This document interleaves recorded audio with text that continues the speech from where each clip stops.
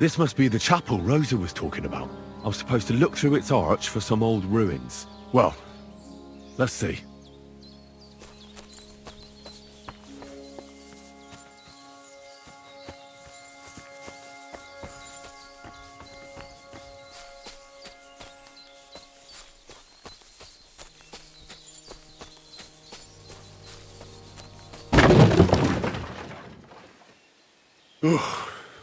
Tough job, but it was worth it.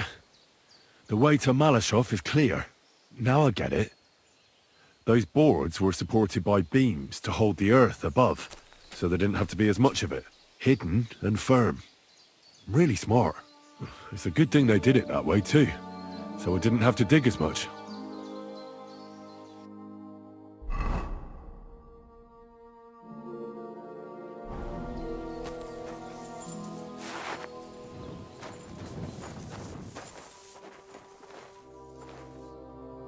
An axe, to deal with the supports and the planks at the entrance. A spade and bucket, to clear away fallen earth and free up the entrance. Everything's ready for escape whenever needed. The Roothards really left nothing to chance.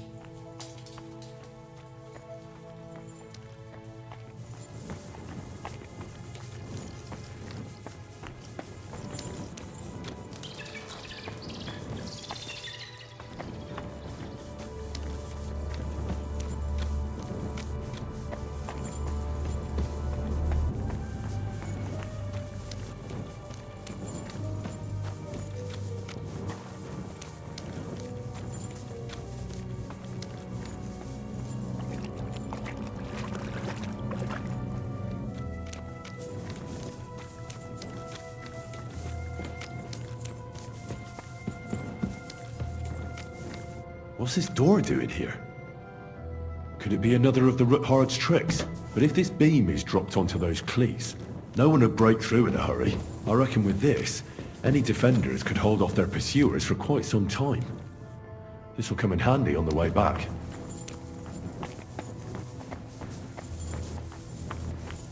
This looks like it could be the wall of the Malashov cellars. There's no going back. This is it. All right then. Courage, Henry. Courage. You can do this.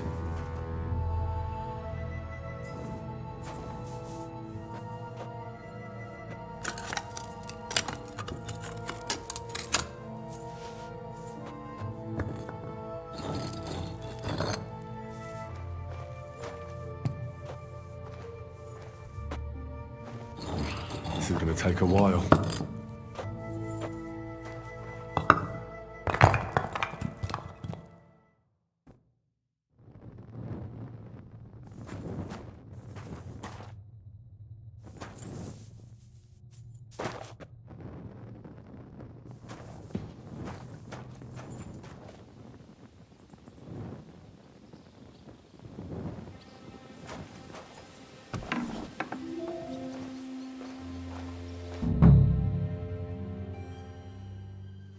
and Ruthard and Liechtenstein are turning the Kuttenberg houses against us. Babak will deal with Ruthard. But Liechtenstein is your concern. How come you haven't caught him yet? He's slippery as an eel. He's hiding somewhere in the Jewish quarter. I sent spies to track him down, but they never came back. Flush him out of that hole of his. For fuck's sake! Why such concern, Otto? Kuttenberg is ours. Sigismund has the reins firmly in his hands.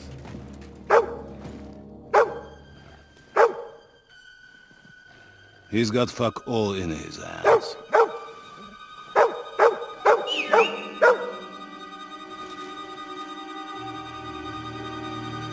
Sigismund thought at first he'd come to terms with his brother Wenceslas, clear the way for him to the imperial throne, and take the Bohemian throne for himself. But Wenceslas couldn't even get off his drunken ass and go to Rome for the coronation.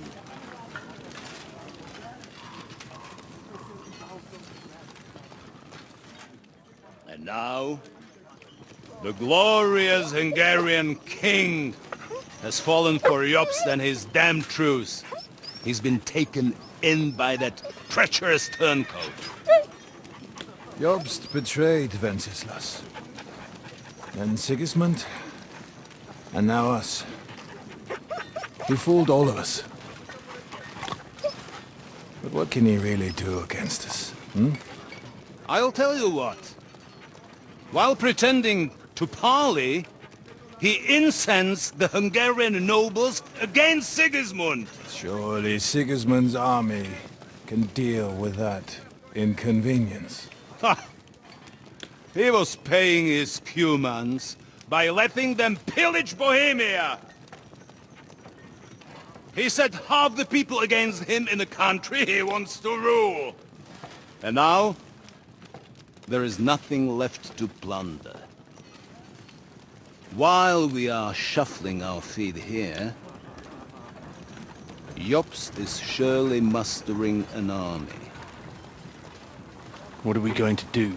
We've got Cabon. That'll keep Hanush and the Lipa people at bay. If they ever want to see their heir alive. Jobst has Liechtenstein mustering other allies for him. We get him in our grasp, and Jobst will be like a fish out of water in Bohemia. I'll drag him out of that Jewish den with my own two hands. Count on me, sir. The betrayers of Christ, hiding a betrayer. They are rich. All that's needed is a good pretext. The Kuttenbergers will be quite happy if their debts to those usurers happen to go up in smoke. Yeah. You're learning fast, young man. The gate open. A horseman, sir! Hanush is out of the game. The Kuttenbergers are taken care of, and we'll catch Liechtenstein. You'll see, my friend. Good times are coming. Your Graces, King Sigismund is convening the town council, but first he requests your presence at the Sedlitz monastery, without delay. What's all the urgency about? Surely you must know that yourself, sir. The captives fled Trotsky Castle and killed Istvan Toth while escaping. What?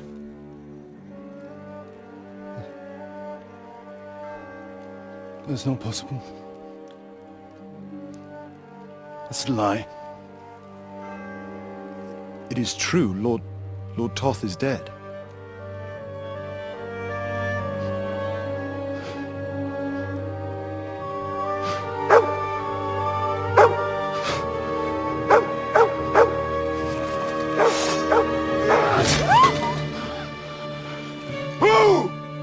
Who? Speak! The messenger said something about Cobbler's bastard and some outlaws. I swear, by everything that is holy, I will find that whoreson, and I will rip out his heart!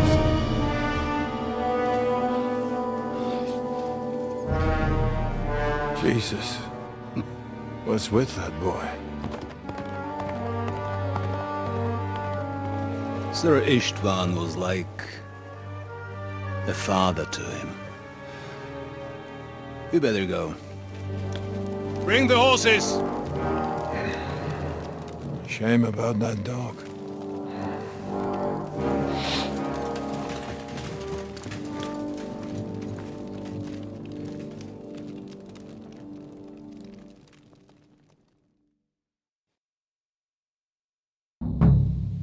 Oof. Luck was on my side. Now to find Capon and get out of here. Important business for King Sigismund. And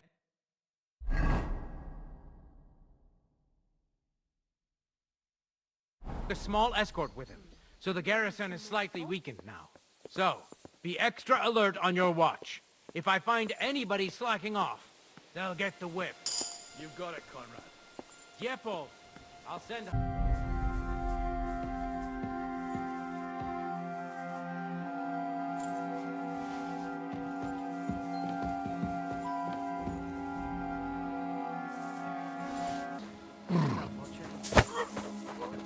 Wait! Who the hell are you? And what are you doing here? I'm going for a guard. Wait, fella. If you're sensible, you can get a hefty purse of groschen. Ah.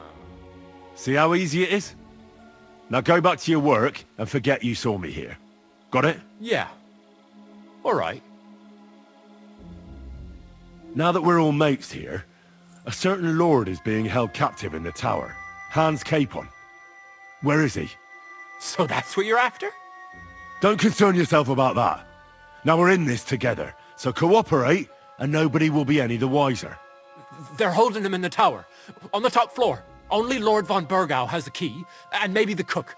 That's all I know. Good. And now forget that I was ever here.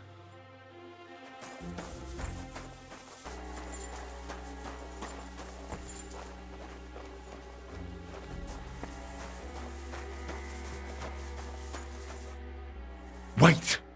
I don't know you. You definitely are not from the garrison. I'm going for the guard.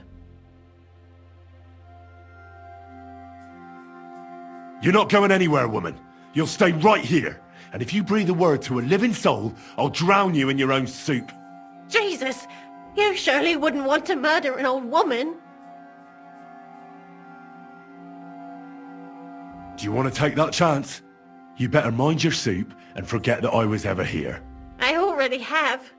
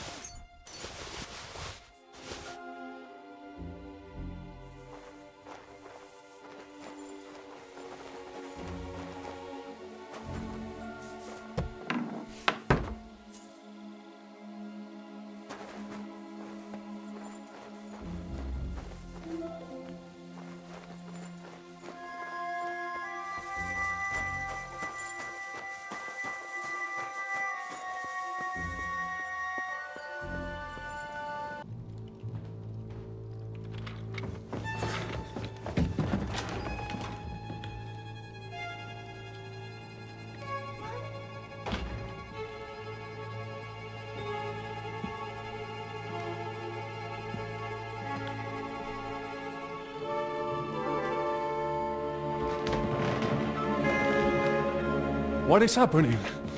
Who are you? Quiet! If you make a peep, we're done for. Henry?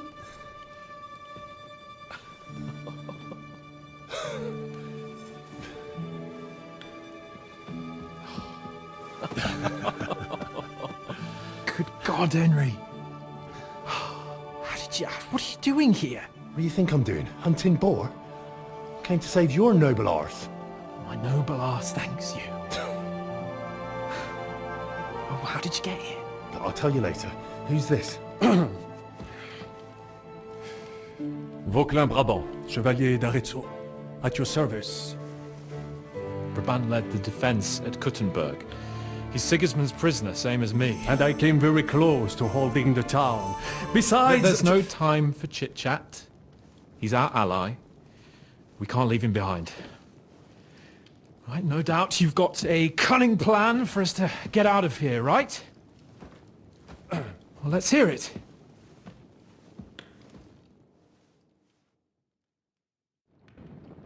Of course I have a plan. Listen, I got to the fortress through a secret passageway that old Ruthard told me about. Von Bergov knows nothing about it. C'est magnifique! Very cunning. And so far, the garrison has no idea I'm here. We're lucky Von Bergov left the fortress along with Von Aulitz and some of the garrison. So I'll take you to that passageway, and we'll get out of here. We'll get to the forest not far from here. I'll have some horses ready there. We'll be gone before you can say the Lord's Prayer. Formidable! I call that an elegant plan. I myself had to sneak like that once, during the siege of Arezzo. So, what are we waiting for? On y va! Wait. A passageway, you say? A dark, narrow passageway? Well, it's just a passageway. There's a bit of water in it to wade through, but nothing we can't handle. You can forget about it. I'm not going through any passageway. What the fuck? Let me repeat. No passageway for me. It's not the chivalrous way. It is not chivalrous, c'est vrai, but in our situation, it is more than delicious. Don't worry. Just trust me. Remember what I said at Trotsky? I won't allow anything to happen to you. I remember. But if I faint or go mad in that passageway, I'll put you in danger too. And I'm not going to let that happen. Now relax. We'll manage it together. Henry, I mean it. You have to trust me on this one. All right. I do. Un moment. Henri? You said that Von Bergov left. Is that not so? Yes. And what about horses? Are there any horses left here? I think there's a couple, yeah. In the lower courtyard. Très bien. That will be enough. We just have to get to them. But I think we could get there stealthily. It is not far from the tower to the stables. Then you simply open the gate, et voila, we are gone! Just like I escaped when surrounded by that English dog John Oakwood. It may not be the best plan, it was not back then either. But we simply have no other choice. Time has passed. The fortress is quiet. I believe that most of the garrison has gone to sleep, which plays in our favor. That's a wonderful plan! No passageways! But we need some weapons. Exactement. To have a proper piece of steel in my hand again. Preferably Milanese, although I would be satisfied with something local.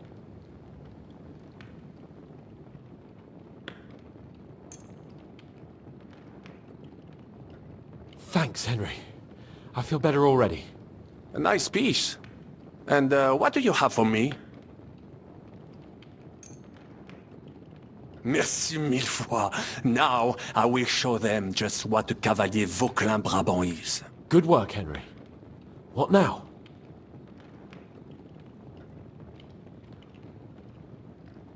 Now, we don't have time to play hide and seek. Let's take the shortest route to the horses. And if someone tries to stop us, we'll fight our way through. Are you sure?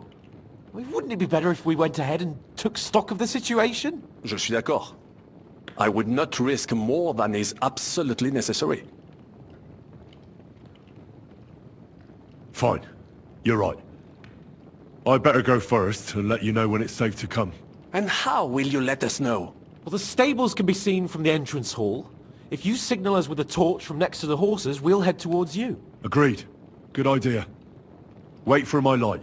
But you must be absolutely certain that the way is clear. If you have any doubt, do not risk our lives. Better to come back to us, and we shall go together. True. And if we don't hear from you or see your signal for a long time, we'll try to make it on our own. Précisément. We cannot sit here forever. Right. Got it. I'm off. Brabant, keep watch by the stairway. I'll go to the window and wait for Henry's signal. I think it would be better if you watch the stairs. Why's that? You are younger. You have better hearing. You said you once discovered a dozen English spies. So you can surely handle one stairway. I discovered them because I smelled them from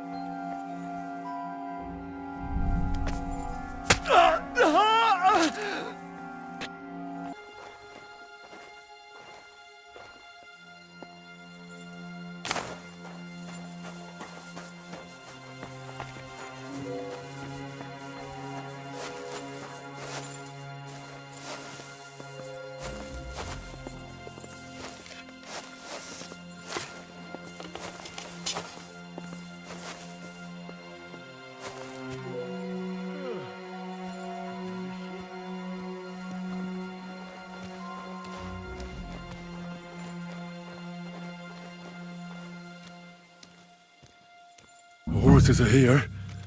As soon as it's safe, I should give Capon the signal. Well, that's that. Now I just need to wait for Capon. Lord Jesus Christ, stand by our side.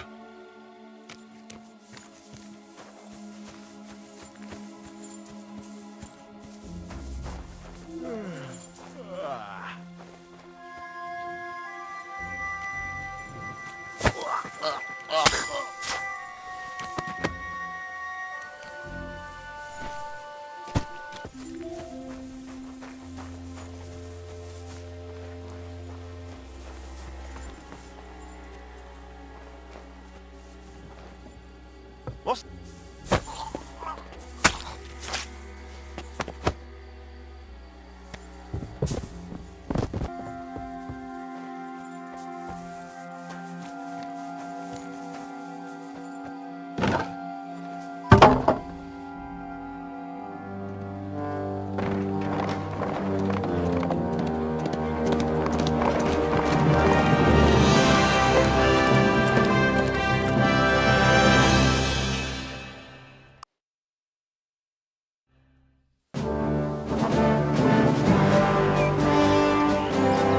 I must admit, mes amis, the last time I have had such a suspense was when I was rescuing the King of France.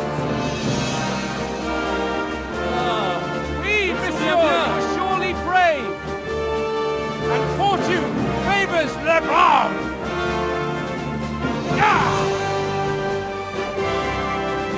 Free at last!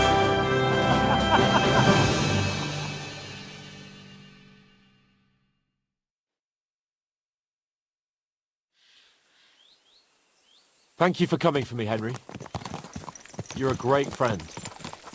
The best I could wish for. After today, you may also count me among your friends.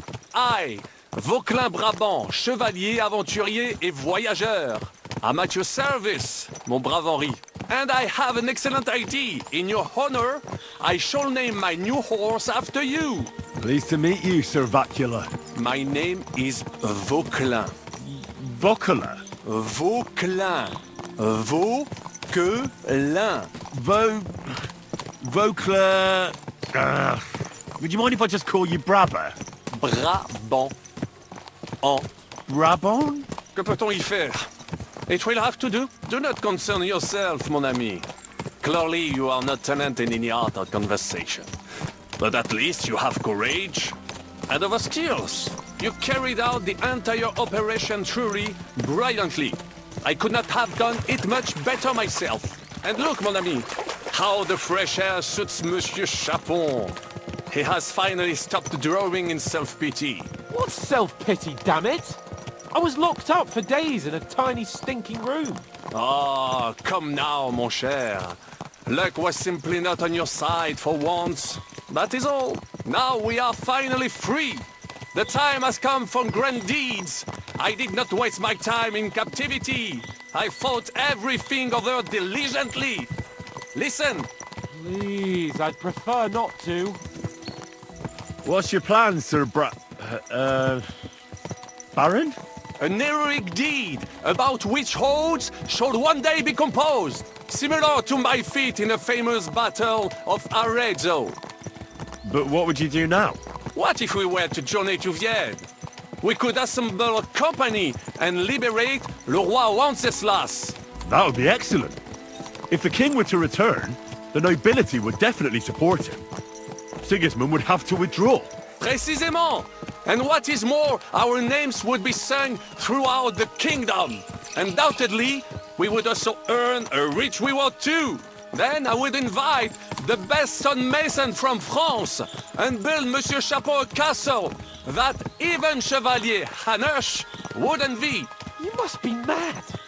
You've been free less than a day, and you're already thinking up ways to get yourself killed. I'd rather endure Hanush's preaching about my incompetence than listen to this chatter.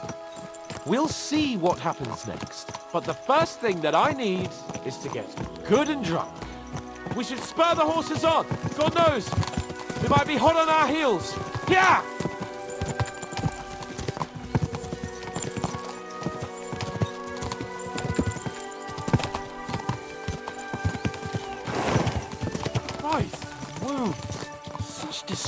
destruction and havoc. War. Monsieur Chapon, you have yet to participate in a real battle. But I fought against les Valaques at Naples, and les Anglais in Bourgogne. And that is how war looks, whether in Italy or La Bohème. It is always the same. That's not war. It's barbarism. What value did this village have? Eh bien, I would estimate 5 courtyards. Annual revenues could be perhaps, several hundred groschen. That's not what I meant, Bakalin. No fortress. Maybe one fortified courtyard. Practically insignificant militarily. That's not how war should be fought. This is unjust. Do not give way to sentimentality, monsieur. A village could harbor spies and saboteurs or supply the enemy, and destroying enemy assets is an effective tool of war. Wars are not decided only in battles. There are not even many of those. To strike in the rear, make the enemy lose and bleed. That is how most conflicts are fought. However, wait a year or two, the village will be settled. The population will increase again. That is how it always happens. But we're the nobility. Our task is to lessen the chances of such things happening. You're right, Hans. We must find allies and put a stop to it as soon as possible, so we can save as much as we can. Yes, but we failed in Trotsky.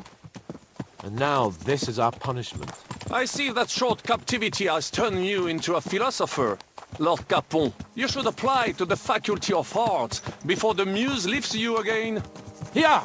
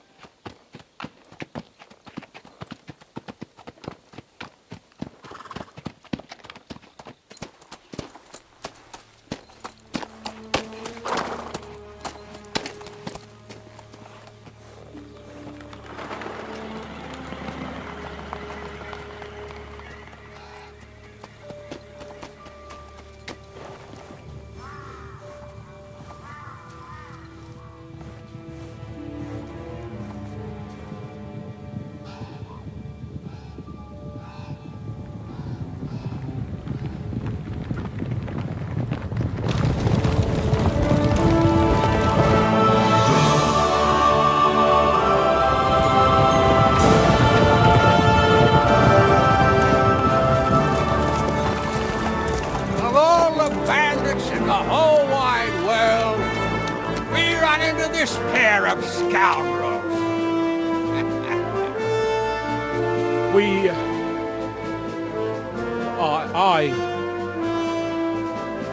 I fucked everything up.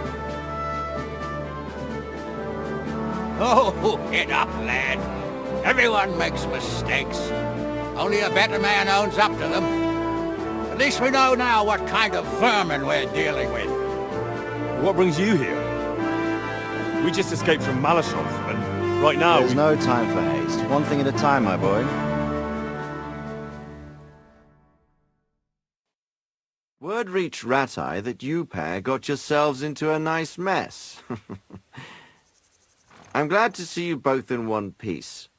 So, let's hear it. What happened? It's best if Henry tells you. I wasn't around for half of it.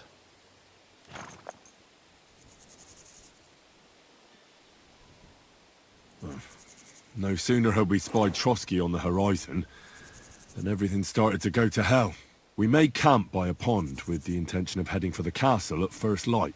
Only we were ambushed by bandits in the evening. They killed all our men and took everything they could carry, including the letter for von Berghoff. And how did you two manage to get out alive? Just by a stroke of good luck. We were both in a bad way. We might not have made it if a local herb woman hadn't taken care of us. Only after that, we couldn't get into the castle, though. We looked like a pair of beggars. And the bastards treated us as such. But you did get into Trotsky in the end, didn't you?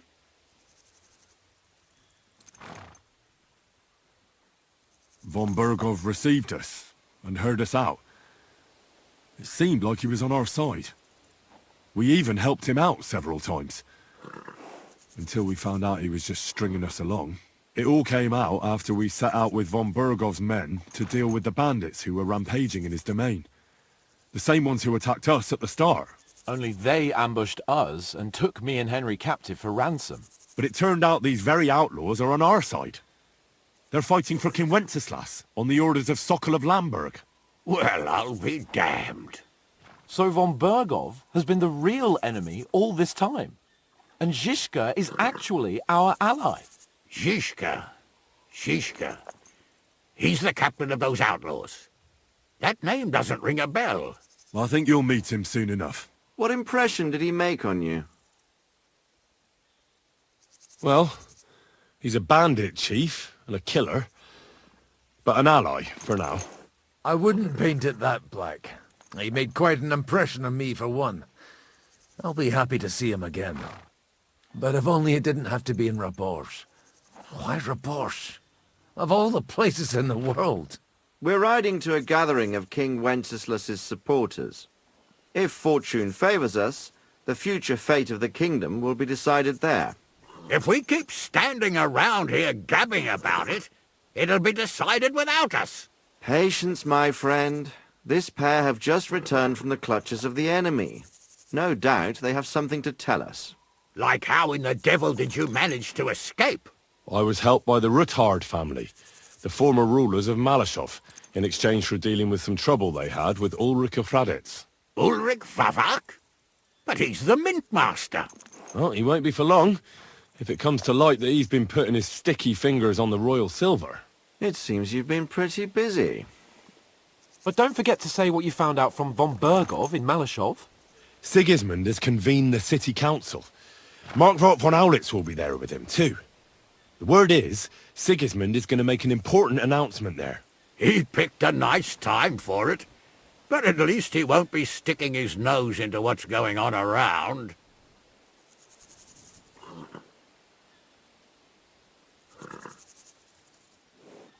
Can we go to Raborsh with you? We could certainly use a drink, a bite to eat, and a comfortable bed. I wish I could say yes, son, but the city council assembly is a big opportunity. Young Lord Capon will go with us to Raborsh, but you'll have to return to the city right away, and try to worm your way into the town hall. What? How can I get in there? I can't just walk in off the street. You've got the dirt on Vavak, and you don't know how to use it? Just tell him either he gets you into the council chamber, or you get him on the gallows. It's worth a try, right? I hope that assembly really is important. If Sigismund is just going to announce an increase in taxes, there's not much point in my being there. Well, at least you can enjoy watching the long faces of the councillors when they hear it. And don't worry, I'll eat and drink in Raborsh on your behalf. If I come back and find you there under lock and key again, I'll leave you to rot. T'inquiète. I will go as well, and I will not let your friend out of my sight. Hans? Who's this? Vaclin Brabant, Chevalier d'Arezzo, at your service. He was a captive of Lord von Bergov's, like me. He defended Kuttenberg against Sigismund. In that case, he'll be a welcome guest at Raborsh. You don't know what you're promising, Baron. Watching Sir Hans is a job and a half. The main thing is to watch out for yourself, Henry. As soon as you can do so without raising suspicion, come and join us. He'll manage it, but now we really need to hit the road. Safe travel, Henry. Adieu et bonne chance! And to you. Hopefully we'll meet soon.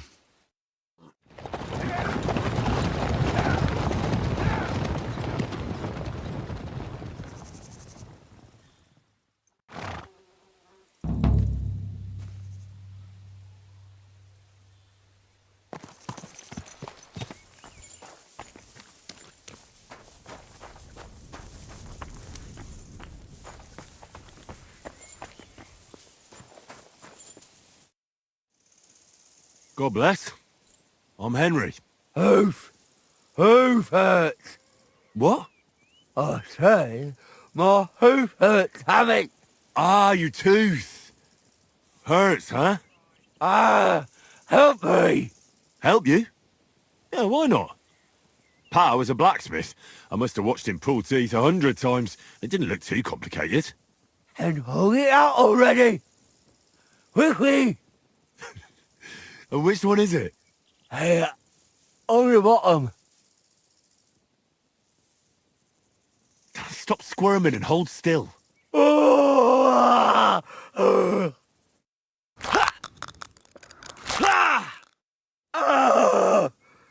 What? Fuck! You left half it in there!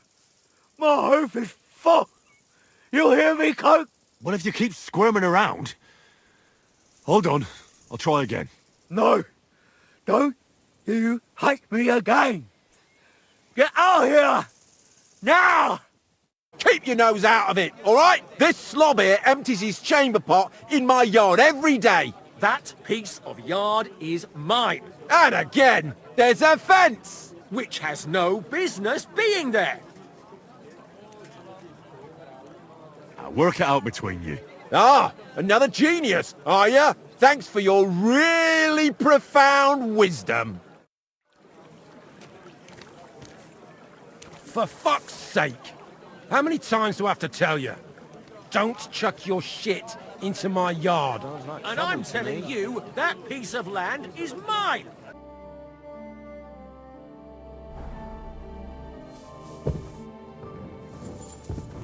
Careful!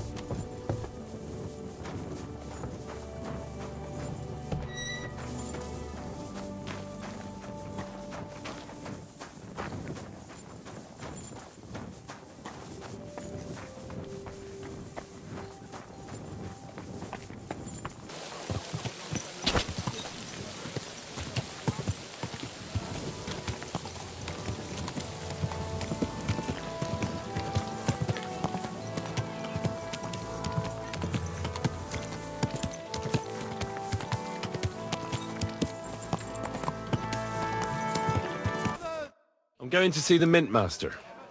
May I enter? Any fool could say that. What do you want from him? Don't delay me. I'm in a hurry. Suit yourself. But I'm warning you. If you give that kind of lip to Sir Ulrich, you'll be coming out through the door head first. I'm sorry.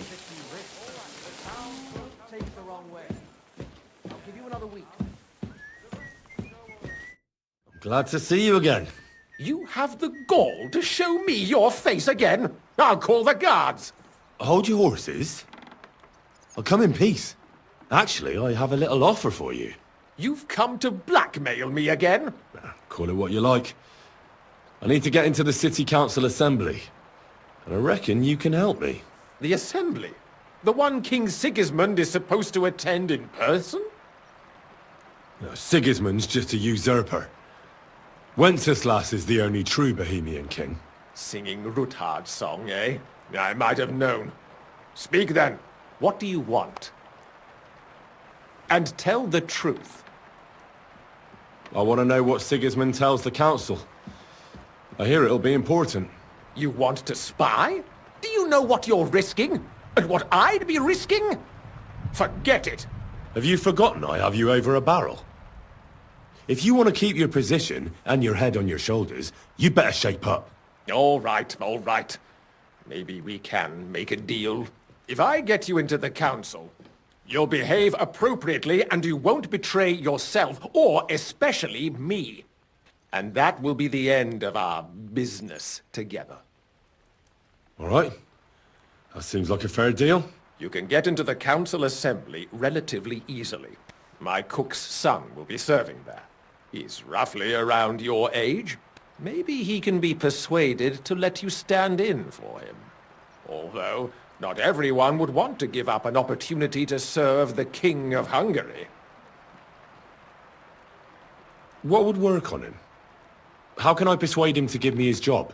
Would you like me to give you a letter for him? I told you how to get to the assembly. Now do your part.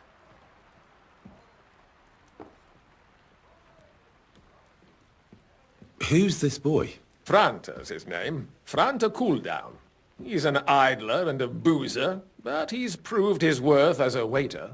Which reminds me, you'll need his letter of permission to serve in the council. Otherwise, you won't be let inside. What will I need to work as a waiter there? Fast feet and good manners. And the livery of a royal waiter.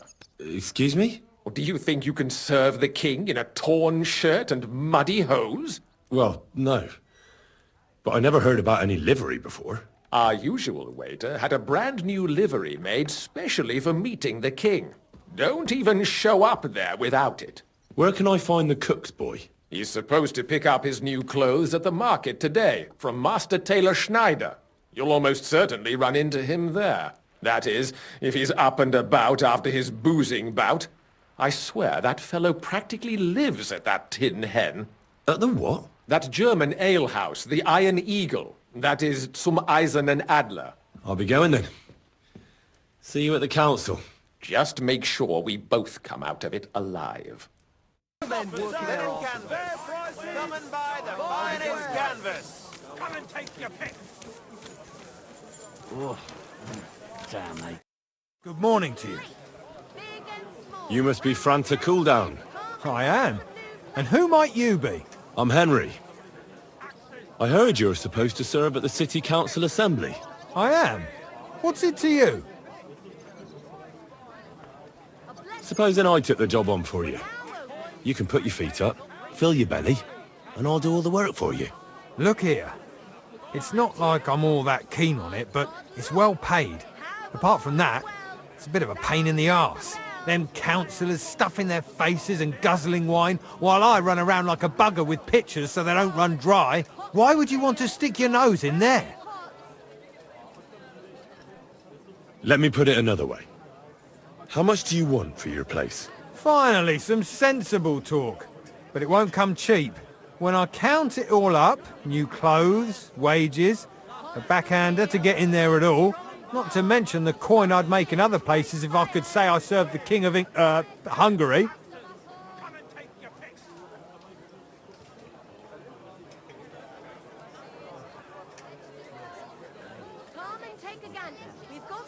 Try and look on it as an investment in the future. What are you blabbering about? If you forget about the payment, I promise I'll do a great job. If anyone asks, I'll say the great Franta Cooldown taught me. And then people will be jostling to hire you. And what if I insist that you pay? Oh, I might accidentally spill wine on His Majesty's shoes. If that's how you want it. But if I hear a single complaint against my name, I'll find you and deal with you. Got it? Absolutely. To begin with, you'll need confirmation that you've worked as a waiter at the council and you're capable of serving even His Majesty. Look here. Do you have any idea what's expected of you? Can you tell different wines apart and that? Of course. Who do you take me for? All right. No need to get upset. Show the confirmation to the head butler. Tell him I sent you and think up some good excuse. Clear? That makes sense. And you'll need a waiter's livery. I had a brand new one made. I didn't get round to picking it up, so go and see Schneider in the market. Thanks. I won't disgrace you, I promise. You'd better not. Farewell, my friend.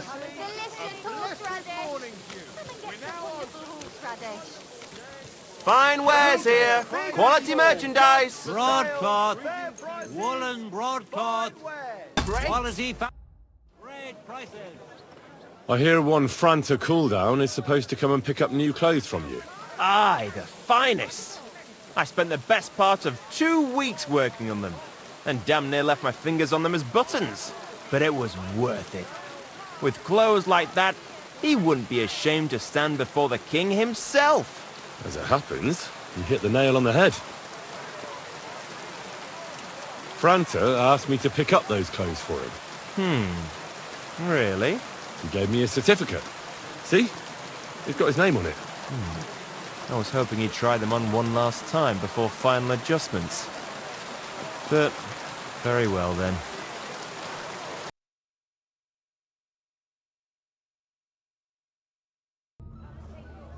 Franta Cooldown sent me. I'm to stand in for him at the council assembly. Franta's not coming? What's wrong with him? He got poisoned. Probably from food. He's writhing in agony. By turns praying and cursing, spewing from both ends. Oh, that's enough. All right. At least you're here. We can't be without a waiter here, when the king himself will need waiting on. So, let's have a look at you. Have you got Franta's certificate? Sure. Here it is. Everything's in order. Now, about your livery. You've got a waiter's cap. A tunic you have. Hose are good. You can put your steel aside in front of the council chamber, along with your other stuff. You won't be needing it anyway. You don't want to be dragging a load if you're running around tables. Everything as it should be. Glad to see it, lad. Do you know what your duties are? For an inexperienced greenhorn like you, it'll be a great responsibility. Well, I'll happily listen to any advice. I wouldn't want to foul things up. I should certainly hope not. Now listen. A good waiter should stand in a corner, look willing and ready, and not get in anyone's way. In short, behave as if you're not there. But when one of the gentlemen calls for wine, you run and pour it for him on the double. You'll find the pitchers on a table by the door to the chapel. You take one and go to their table and pour for them. White Tokai or red monastery wine. White or red by the door to the chapel. Got it. But for Councillor Adam of Zarzhitz, you must not pour at all. When he drinks, he disrupts and makes trouble. So the assembly has to be interrupted, or otherwise it never reaches an end. We can't allow that to happen in the presence of the king. All right. Sir Adam of Zarzhitz stays dry. And if the king himself wants wine, you pour for him with lowered eyes. Don't look at him. And the most important thing?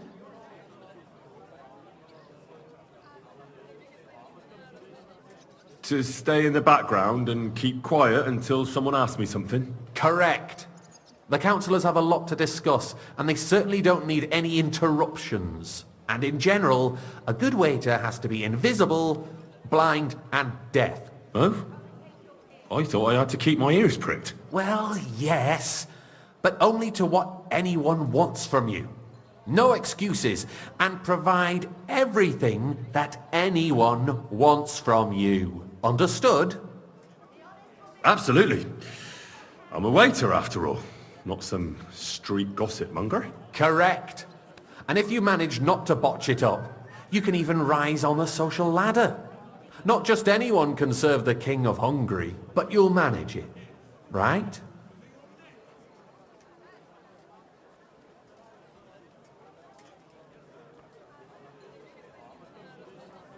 I know everything I need to.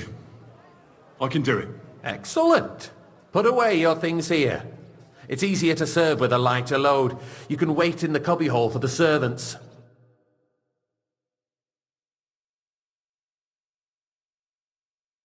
The city reserves are in urgent... There are the pictures of wine. Hopefully I won't splash anyone's shoes. Is a joke, and on top of monastery, the army was requisitioning from it. Should the town reserve have worse weapons than any räuber in the domain? What are you getting, Eldris? I'm saying I apologize, that the sir. bandits who freed Which Henrik, line? the monastery red, used that thing. That Hackenbücher. Hand cannon.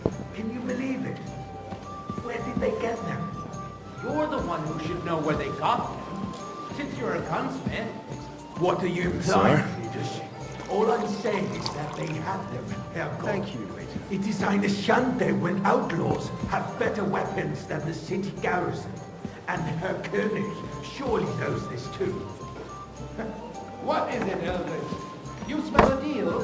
What I smell is that your stubborn heads do not realize what Schwierigkeiten this is. The Dry Devil is running free. There are Raubbringer everywhere in the region. We have the army bearing down and you want to defend yourselves with a few rusty helpers. And who is it you want to fight, exactly? The merciful King Sigismund is providing us with protection, isn't he? Herr König, hey, where's my wife? His army will not be here forever. Shut up! The king can arrive at any moment. What if he heard you? What then? We're sitting atop the biggest silver heap That's in not the a good kingdom, idea, sir. and we're supposed to defend it with brooms? You're right, Eldris. But where can we get the coin for better equipment? We can always confiscate the property of the king's enemies. Nicht wahr? We are more than familiar with the jämmerlich state of our armory. And the king is surely aware of it as well. Maybe if he waived some of the taxes. The king fears that this town will rise against him. He'll take the arming of the city's militia as a preparation for war. Sir? So you suggest we just wait with arms crossed for the Raubritter to wreak havoc all around? We can always ask the king to bring order to the realm with his army. But then the Dörfler will rise up. I'm afraid I see no solution of...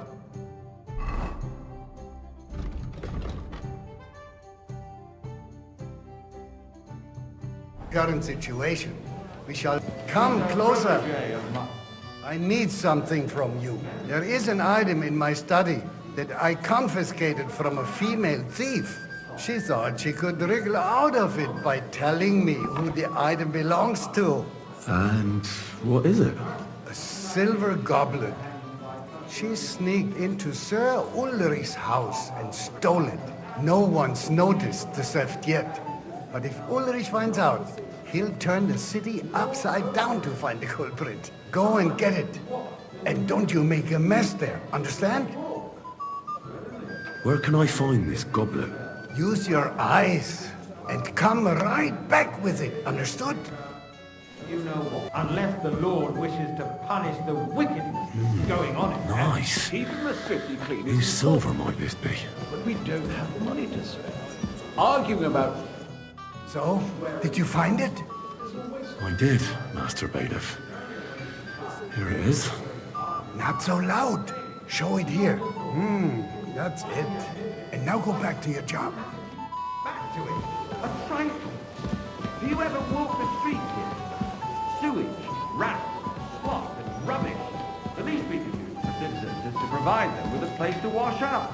What nonsense! Next, you'll want me to serve wine to everyone for free, too. Why not?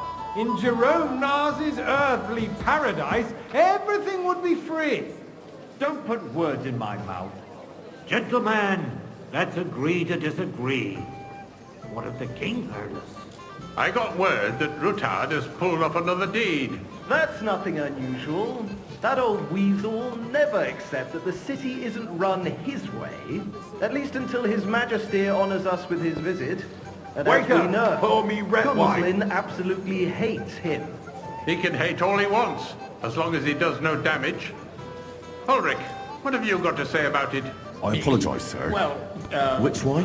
Monastery Red. I'm speaking about the Rutard incident. You were there, weren't you? Oh, that's just a small misunderstanding. We've sorted it Sir? out and everything's settled. My ears must be deceiving me. Well, are you defending Rutard? Besides, if his men attacked yours, as I've heard, then we have a good reason to punish him. What happened there? Leave nothing out. I don't like Rutard. I like the wine. In this case, it really was nothing. Everyone in the city gossiped about it. I heard there were several dead. Did you? That's grossly exaggerated. Sir? I don't think Rutard will cause any trouble. He is sensible enough not to draw attention to himself while the king is here. That's true. Because if we don't do something about him, the king himself will put an end to him, and soon. Unless he puts an end to us first. God knows what he wants to tell us. If nothing happened, there's no point in dwelling on it. Let's move on. I'm sorry, Andreas, but I wouldn't brush it off so quickly. Why do I have the feeling you're not telling us the whole truth, Ulrich? Are you accusing me of lying? I apologize, sir. Strong words, my friend. Which wine? Nobody said anything like that, did they? Then why doesn't he tell us what really happened? I'm not keeping anything from you.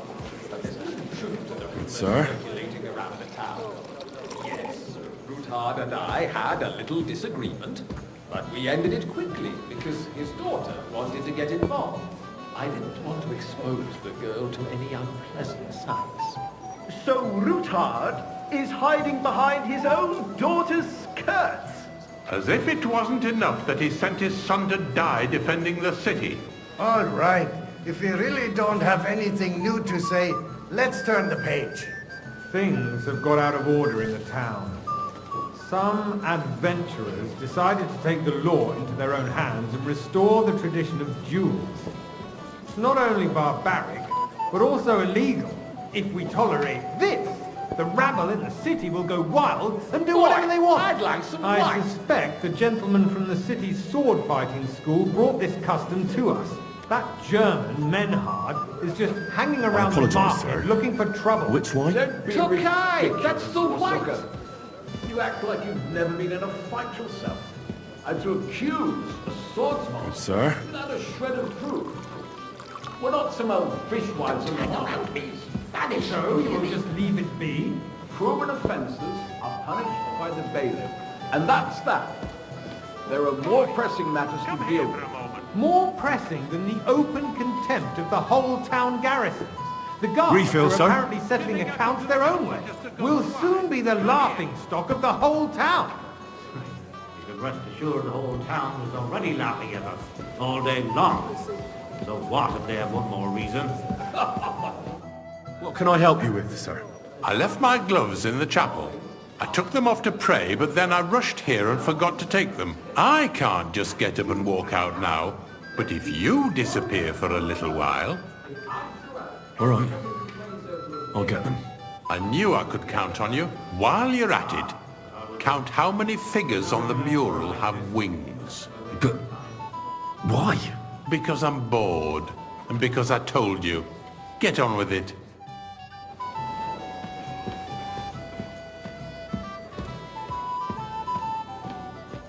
I'm supposed to serve the wine, not go wandering around the building with it.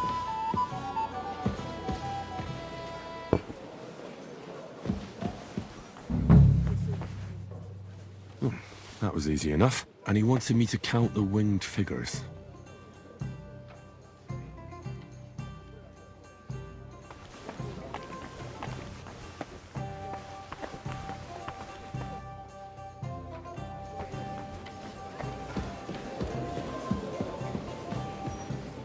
So, let's see what you've got for me. I found your gloves, sir. Really? Let's see them. And did you count those winged figures?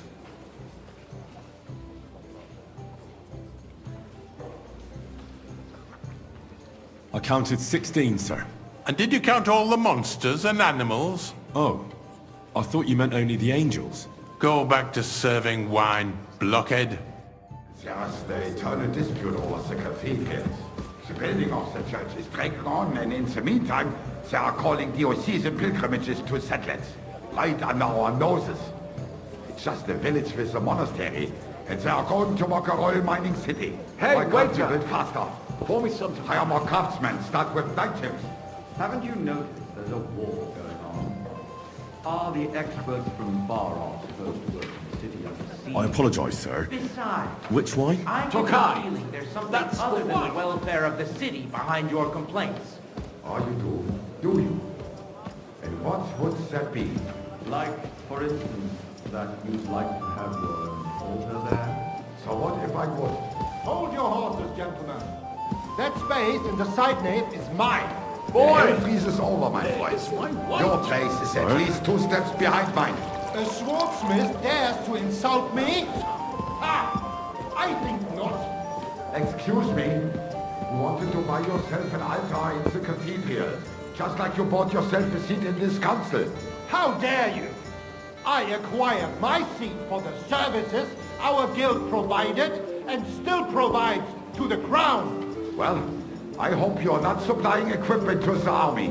If that's all they have, Pour me they red would wine. be defeated by that bunch of ne'er-do-wells from the alehouse on Obring. What ne'er-do-wells? Those wrestlers of theirs, of course. People from the whole town go to watch them brawl. Oh, Sir? this is news to me. Because it has all been sorted out. Not long ago, the guards raided and threw them all out. Ah, yes, I had forgotten. What What do we have to discuss next?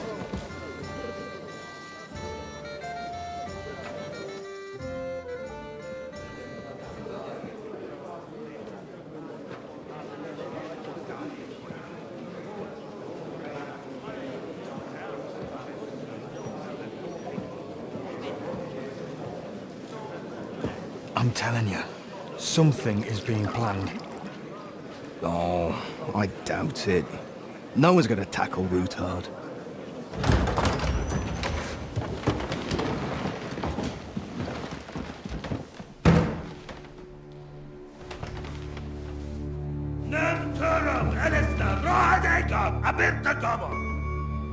Azonal Juchek Össe, Alegiop Katonaikat, Ishkelkinek Utra.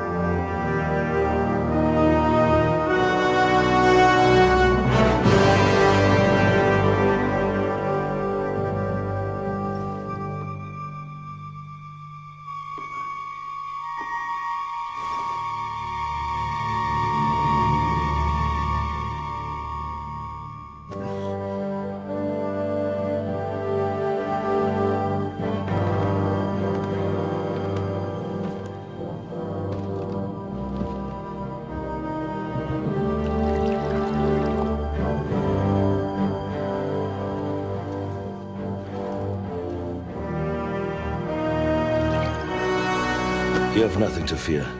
Not you.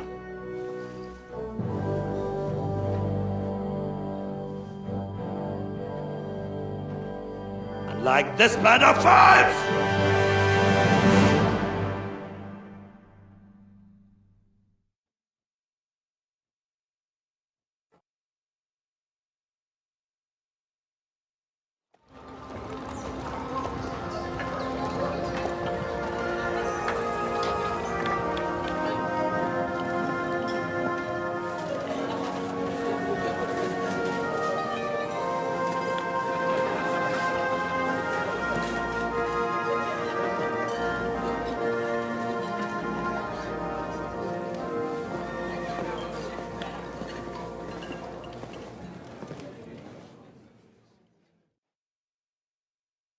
Come now, Father. Put a little life into your dying. Seen more cheerful priests at funerals. I'd rather be at one than here. I hoped I'd never see this fortress again in my life. Unpleasant memories? You have no idea. I didn't part ways with my father on entirely good terms. 20 years ago. And now you're 2 decades older and wiser. At your Ujit's parish, you spread the word of God to your flock, and you saved my neck and Henry's too.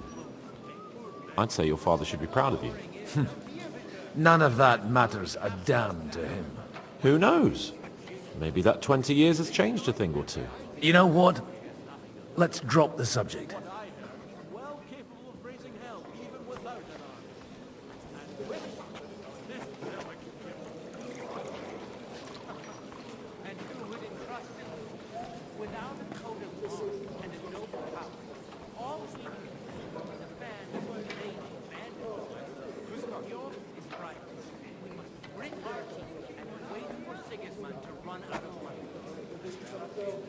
Do you know any of the guests here? Most of them I'm seeing for the first time in my life. It's a pretty varied company. We've had bandits, nobles, burghers, a priest, and even a rabbi coming together here. It's like the start of some joke. Wait a moment. Rabbi, you say? The Kuttenberg rabbi? Yeah.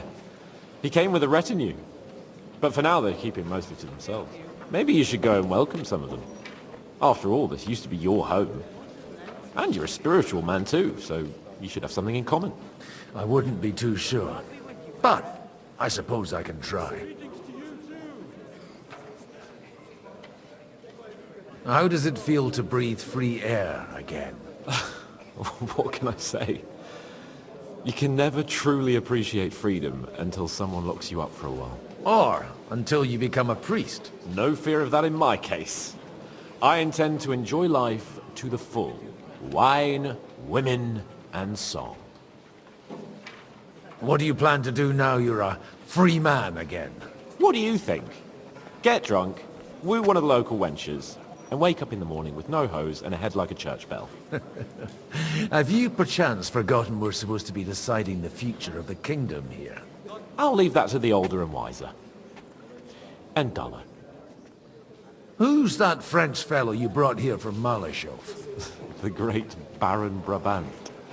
Been everywhere, knows everything, and has the keys to half the kingdom. He's got more fairy tales than my old nanny. Can he be trusted? He's a blabbermouth, but a harmless one. Besides, he defended Kuttenberg, and you know how that went. If he were on Sigismund's side, he'd hardly have been locked up with me. Dear me. I'd rather creep off into some corner with a full wineskin. But I suppose I'll have to introduce myself to the rest of the guests, eh? Indeed you should.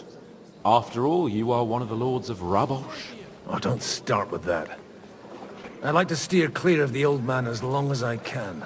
In that case, you should sound out Radzig and Hanush and find out what they're actually planning. Greetings. Jesus Christ be praised.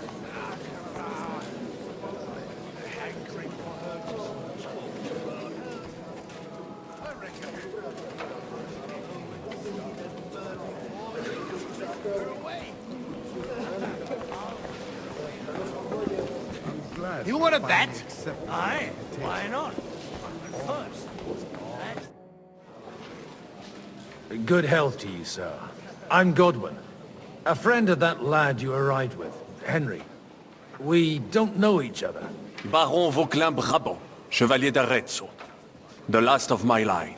I am a warrior, a traveler, a strategist, and also, à ma manière, a poet. My word. Isn't that exhausting? Mais non! And I'm glad to meet a new friend. It's a pleasure to make your acquaintance, Baron. I knew right away we'd hit it off. How come almost nobody here knows you? I am operating, as they say. Incognito. My great benefit is my strong connection with the French court. There, everyone knows my name. Here in Bohemia, I'm still building my reputation, slowly, but surely. Where have you been on your travels? Have you seen the ocean? But of course! I was born by the sea. If you are interested in my greatest journeys, then I have traveled with a merchant caravan all the way to the Ottoman Empire. And if you are interested in my greatest deed, then that was perhaps saving the life of the King of France. And you wouldn't by any chance know the Pope, personally? Which one do you mean? I spoke briefly with Boniface IX when I was sojourning in Rome. A pleasant fellow. How did you end up imprisoned in Malachov? Ah, c'est une histoire compliquée. It was after I heroically led the defense of Kuttenberg, and only lost it narrowly by an unfortunate turn of events. That needs some explanation. What unfortunate turn of events? Oh, misère. It is clear you have never been to war. So, be so kind as to enlighten me. When they broke through the defense, I ended up in captivity. It was only due to my acquaintances in a court that I escaped execution. Oh. I thought it was Henry who saved your neck. My neck was not at risk in Malachov. I may have still been a prisoner with my personal freedom restricted. But they never broke my spirit.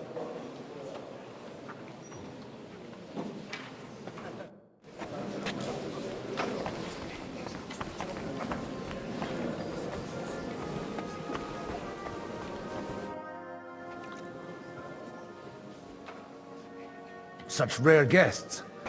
One wouldn't expect to find among Christians representatives of your community. I'm Godwin. My greetings to you. Peace be with you. Neither would one expect a priest here. And yet... How do you know I'm a priest? It's not difficult to tell. After all, we have much in common. And we are both a little on unfamiliar ground here. I'm Yehuda, leader of the rabbinical court in the sacred community of Gutenberg. And this is Samuel, my aide. Who would rather not be here at all. Why did we have to come here, Sadie? Can you not see everyone is staring at us? Because we all need to help each other in this time of need. And why would they not stare when you are frowning so?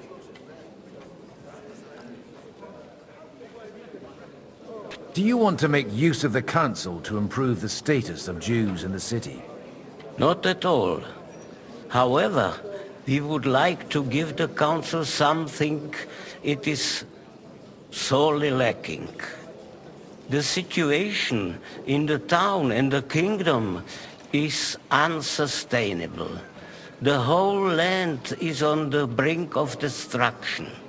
You have men and weapons. We have the means to sustain them. Why are you telling this to a Koimer? You wanted to deliver what we brought to the Margrave and quickly leave. Everything in good time, Samuel. We have just arrived, after all. Did you come to lend money to the lords? Not to lend, but to give. Help given to the needy is repaid only by God. You don't even know if you can trust them. With that money, we could have paid mercenaries ourselves.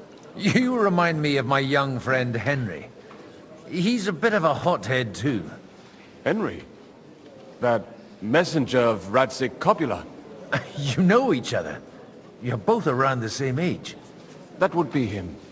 We did not get off to a very good start.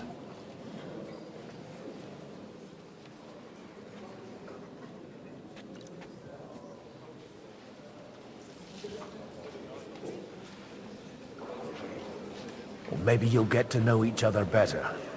He should be coming here later, by the way. For a young stripling, he's been through plenty. It's not so long since his parents were killed in Skalitz. He was supposed to become a blacksmith, and instead, he's roaming the world, risking his neck at every turn. Wait, a blacksmith, you say? From Skalitz? Aye, that's right. Did you know anyone there? I knew of someone. A blacksmith by the name of Martin. My daughter knew him most, and that is why Samuel is in this world. For our numerous sins. Maybe he was my father, but he certainly didn't act like one. Ma raised me on her own. And that was all for the best. Why? He should have taken care of me, but instead he fathered another bastard. Don't make hasty judgments. As far as I know, Martin didn't have any other children. At least, none of his own. He took in Henry, and raised him as his own, on the orders of the Lord of Skalitz, Sir Radzik Kobila, Henry's real father. I don't care if he took care of 20 other Mamsas. That boy's blood father denied him, just like yours did to you. A person can't choose their parents. And Henry only found out about it recently. Enough. I'd rather have a drink. Will you have one too, Zayde? For that, there will be more suitable times. Good health. L'chaim.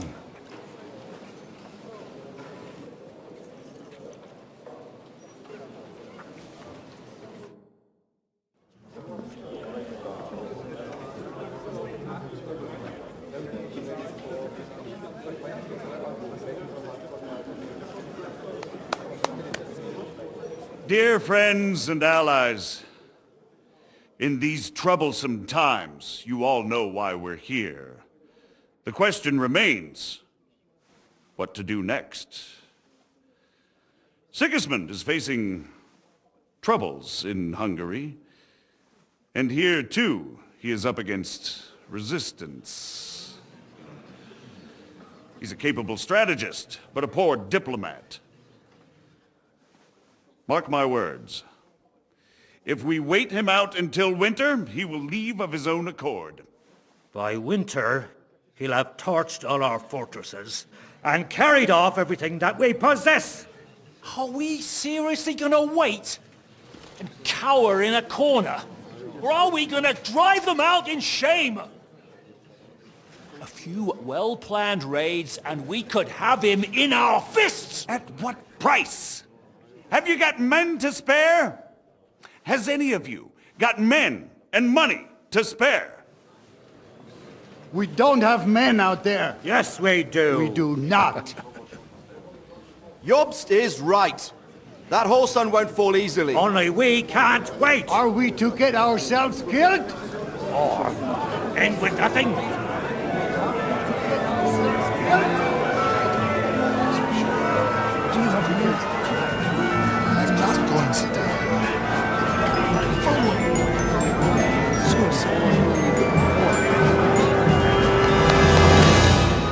Friends, we'll get nowhere like this. Let's adjourn ourselves and try to think it through.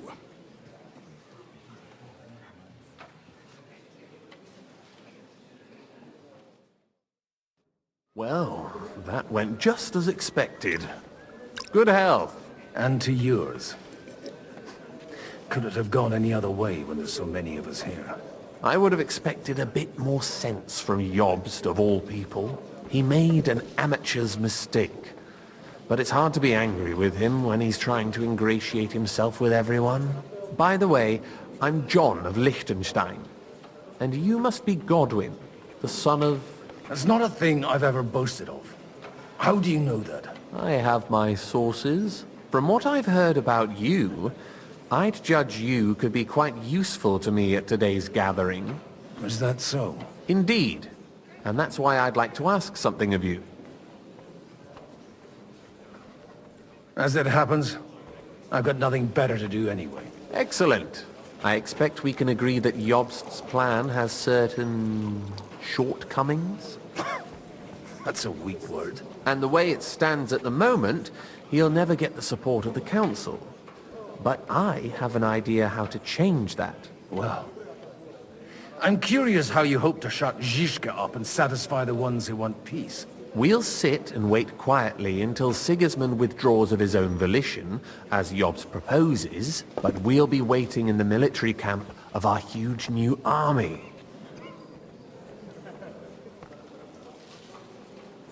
When Sigismund sees that, he'll be off to Hungary all the sooner.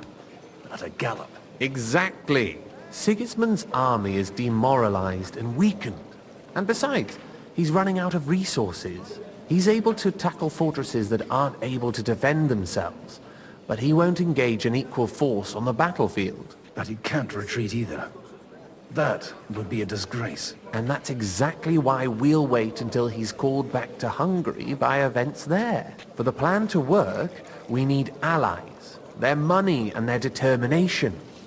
We've already set the ground for it. We just need negotiators who will push the right people in the right direction. Are you saying you set everything in motion even before Jobst? More like in parallel, but without his knowledge.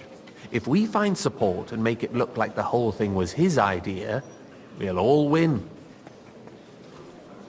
Why are you doing all this anyway? Because I want to put a stop to the senseless deaths. And also because I'm happier with Wenceslas on the Bohemian throne. You've got an interesting way of approaching things. You're certainly not the first to tell me that. I take it as a compliment. I'll help you. What exactly should I do? I'll give you 3 names. Bocek of Kunstadt, Hamann Alder, and Anna of Waldstein. If you can get those 3 on our side, we've won the day. Meanwhile, I'll take care of Jobst. I'll get on it then. Wish me luck. I wish us both luck. Before the day is over, the die will be cast. Success to our plans.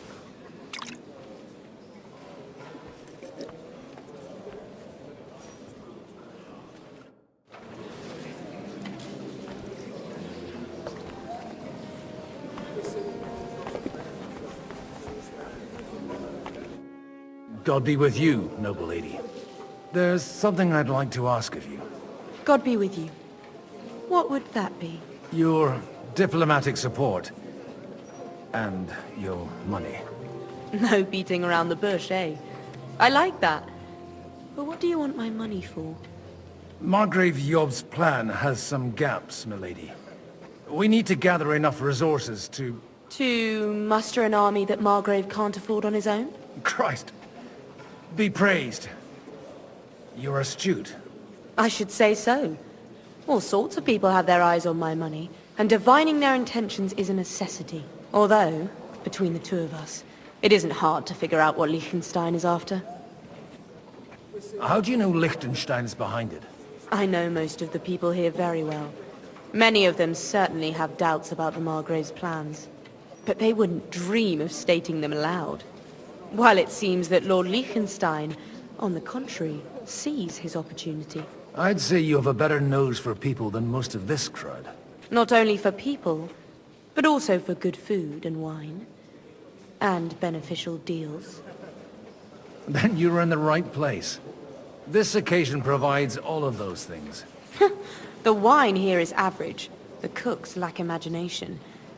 And I have yet to hear any interesting offers. So, to the point. What is it that Liechtenstein wants from me? Nothing more than support and resources for an army to parley more effectively with Sigismund. Nothing more? I'd say that's plenty. And why ask me for help? Why should I, of all people, take the risk? You manage large estates. In return for your generosity, we offer you protection. I've managed quite well up to now, taking care of my own resources. If you want me to support you, you must give me a good reason. Perhaps a favor in return. Do you have something in particular in mind? Well, one of the guests here has something that shouldn't get into the wrong hands. Who's that? Harman Alder. Now, if you were to switch these papers for the ones he brought with him, I would support your proposal.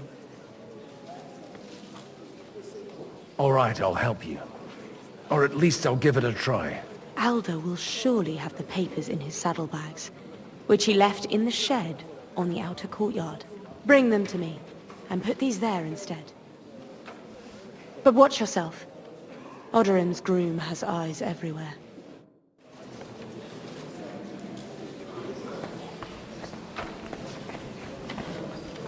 I'll tell you, nobody has the likes of these. Not even watching. Not even watching.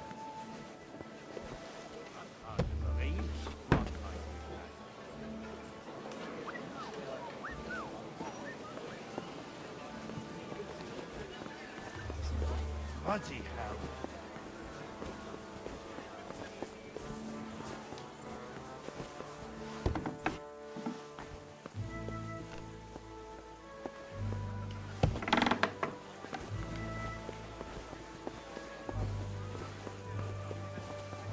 Christ almighty.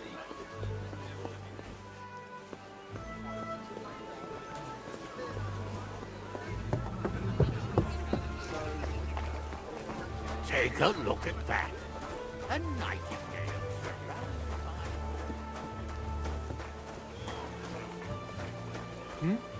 What brings you here? Greetings. What do you need? I just need to get something from the shed. You know what? Take this here. And you saw nothing. All right? And what's there to see? Not a sausage.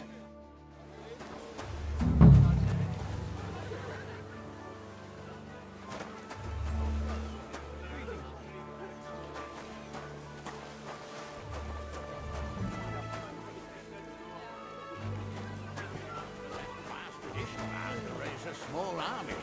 He caused us a shitload of trouble. I heard about that. May I have a word with you, sir? You? Anytime. With you, at least, there's some sensible conversation.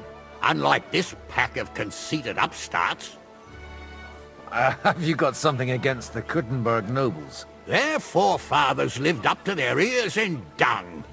But thanks to the royal mines, they were born with silver spoons up their asses. And they think that can turn their blood blue. But surely they're not all like that. And they are our allies. Allies or not, someone ought to show them their place.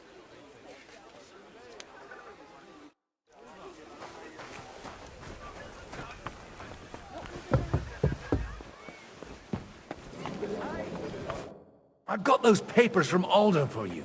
Quiet! You don't have to announce it to everyone. My lady, with all the clamour going on here, I can hardly hear my own thoughts. Here they are. You're more capable than I expected. Thanks for the help. You're welcome. And now you're part of the bargain. As agreed. I will support Liechtenstein's proposal with both words and money. Thank you, noble lady. God will... Yes, quite. But let's drink to our bargain, Godwin. How could I refuse a toast with such a fine lady? To your health, Lady Anna. And to the success of our efforts.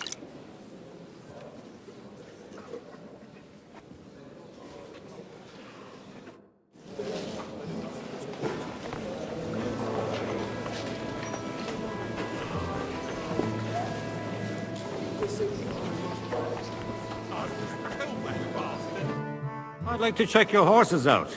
See if they're as good as you say.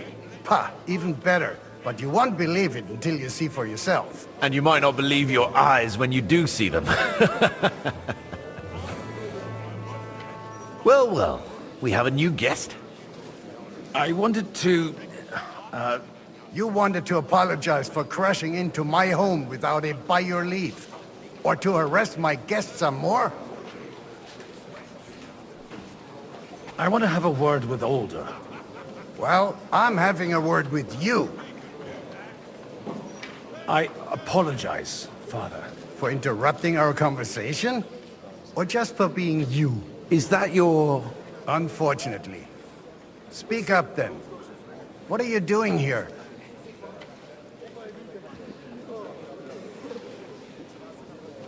I came with a delegation from Sir Hanush of Lipa. Is this a joke? Why so strict, Martin? 20 years ago, he was nothing but a cheeky brat, only interested in wenches and booze. I got him a place at the Archbishopry to have some sense beaten into his head. Only it wasn't long before they kicked him out. And then I find out he's settled in some backwater parish in Sassau. But he took his boozing and whoring along with him, lost everything, and then came creeping home again. Huh? Try saying it again a little louder. They might not have heard you in the outer courtyard. You have the impertinence to show me your face after the way you disgraced our whole family?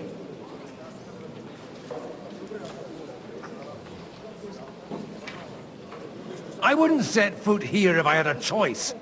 Better to be a priest in some backwater than have a father like you. How dare you?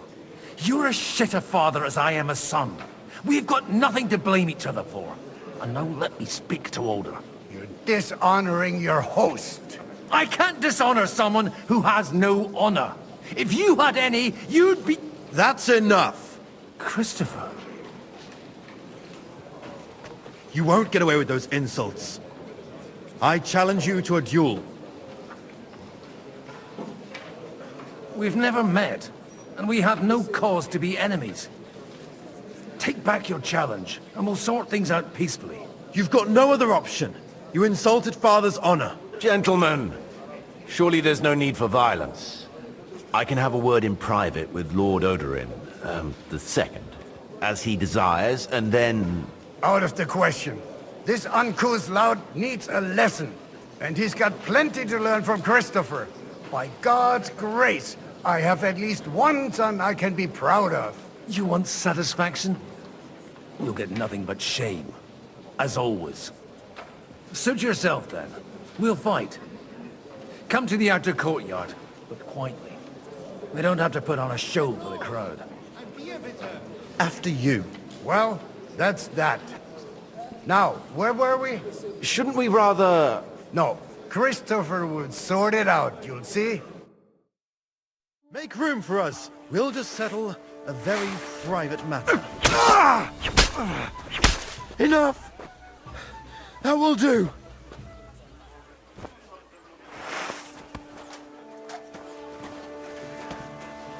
Look out! My God! Where did you learn to wield a sword like that? Father always said you were a good-for-nothing boozer. But you could teach sword fighting in a school. I was in a war, right after they kicked me out of the archbishopric. And you ought to know yourself. Not all the faults that Father sees are real. Aye. Well, I apologize for going off like that. I had to, so that... So Father would be satisfied. I know. Only he'll never be satisfied. And the sooner you realize that, the better. I thought he was the way he was because his first son let him down. And he hoped at least his second would become something. Not at all.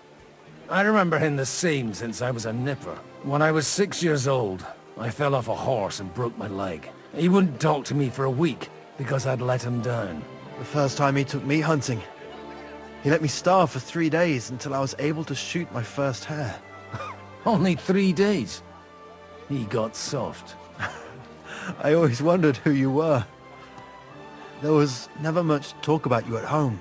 Look, I really did fuck up everything I could. I brawled and boozed until they threw me out of my own parish. But now, I have a chance to put things to rights a little. And that's why you want to talk to Alder. I can't talk much about it. So we're all allies, but only from here to here. Good to know. After your encounter with Father, it won't be easy to get to Alder. Actually, I don't think you should even attempt it. Unless you want to anger Father even more. What else can I do, though? I'll talk to him myself. He'll hear me out for sure. But you'll have to trust me. And tell me what it's all about. All right, then. You've heard Yob's plan, right? It's a nice idea, but we can't wait around without an army to back us up. Only no one's going to pay for one, because that would be an outright admission of rebelling against Sigismund. Alder's got some clout with the councillors and burghers who are loyal to Sigismund. If he agrees, they'll follow. I expect Alder's not the only one you're after. You got that right. Leave Alder to me. The plan sounds sensible, and he's no fool. I don't know how to thank you. You can drag me to a tavern sometime. Pa doesn't need to know about it. You're starting to sound like a brother. You said it yourself. Sir Bocek, I need to speak with you for a moment. A man hardly puts his cup to his lips and someone comes along to put a flea in his ear. Yobs comes up with a plan as full of holes as a beggar's shoes, and now you're all jostling to win me over for him. On the contrary, I've come here with an idea how to improve it. Does that improvement include a few thousand men-at-arms? If not, you can go to the devil with it. A few thousand men-at-arms as a convincing argument. And 100 horsemen on top. Only in order to get them, we need coin. You've got my attention, but not my money yet. Don't worry, it's not just your money I want to draw on. Believe it or not, we've gained other patrons for our cause too. Really? Name at least one of those lunatics then. Anna of Volstein, for instance. Truly? Well, let's see about it then.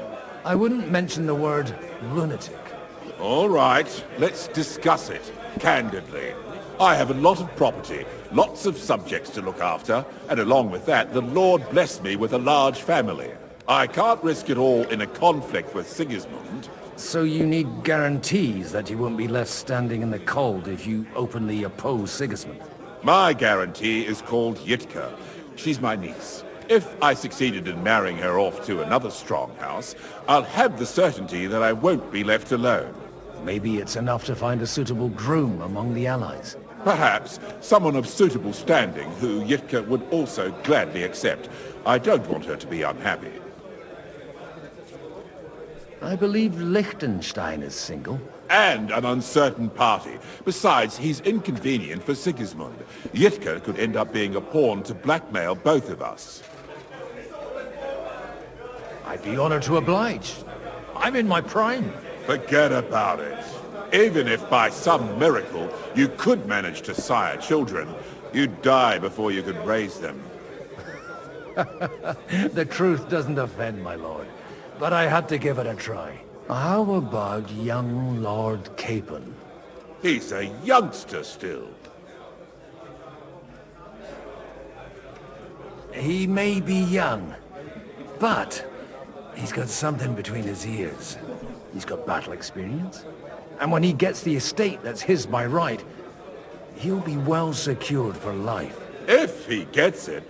Right now, Hanush lords over Rattay and seems quite happy with that state of affairs. On the other hand, the lords of Lipa have a good reputation, and Hanush can always be relied on despite his temper.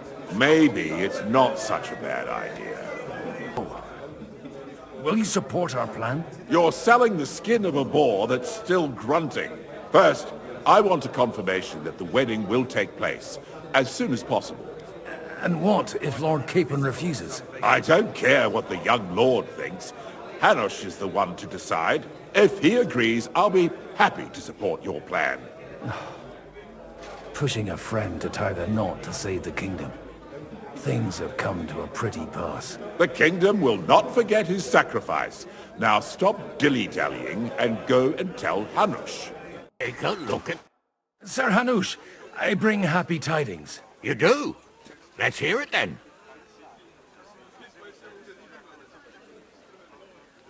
Young Lord Capon is going to get married. If he's got some impoverished noble's daughter pregnant, I'll have his hide.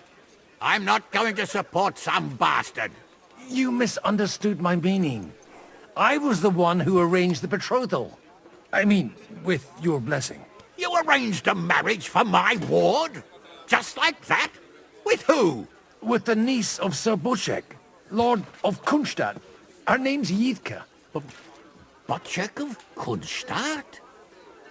The Buchek of Kunstadt? Godwin, you conniving old bastard! Oh, fuck. I don't believe it. So, young Hans is to marry Kunstadt's daughter? Niece. If you're serious, I'll make sure that you get the Rattay parish. Or you could make me the abbot of Sassa. Or what about a bishopric? Forget it. Soon I'll be paying for a wedding.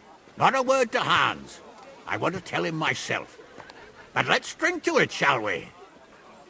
Cheers! Cheers to you, and to your parleying skills.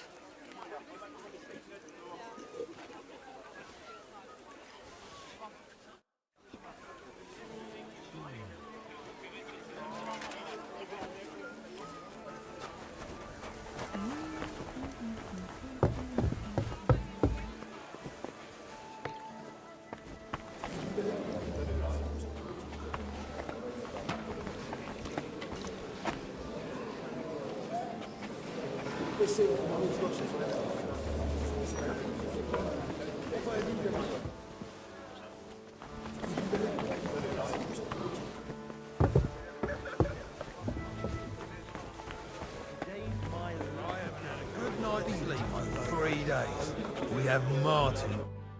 Sir Buchek, your niece Yitka can start preparing for her wedding.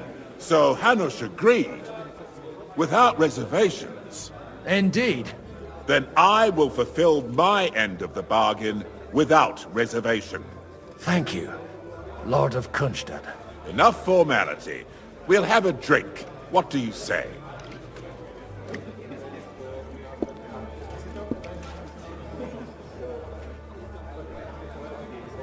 Cheers to the beautiful Lady Yitka and the unhappy Lord Capon.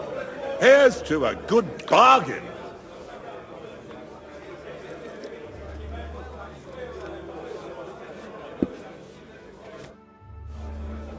Gentlemen, I think we can raise our goblets to the successful conclusion of the negotiations. Is this supposed to be your secret weapon? Like I said, miracles happen where you least expect them. Tell me, Godwin of the House of Odorin, what news do you bring us? I bring nothing from the House of Odorin. But the widow of Waldstein and Sir Bocek of Kunstadt will support our cause. Both of them?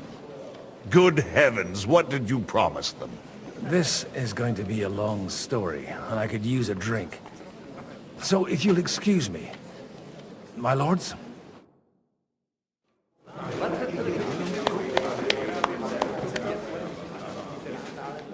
It would seem that we have all benefited from the break in these proceedings. New alliances have been formed. And I have also changed my plans. We shall still wait for Sigismund to withdraw his troops of his own accord. But we will wait with an army at our backs. Yes! And how are we to raise an army? Wasn't it made clear at the meeting that no one wants to take the risk? The only thing made clear was that each of us alone is weak, and that we could not find common ground. But that has now changed.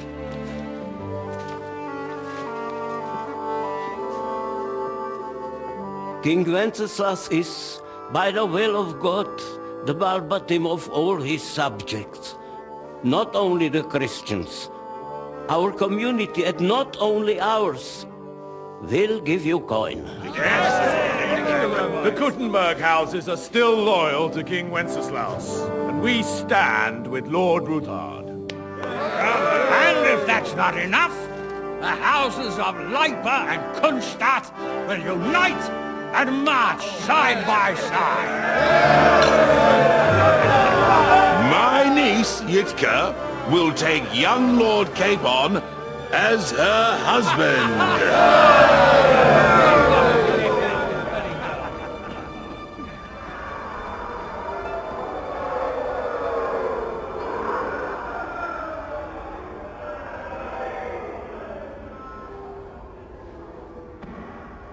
Lords Kunstadt, Hanush, Radzig, and I will set out immediately. God willing, we will be back within 3 weeks, along with an army. Now those are words worthy of a nobleman. My friend, I still believe that words are more powerful than swords. And our words will ring in 1,000 voices to the glory of King Wenceslas.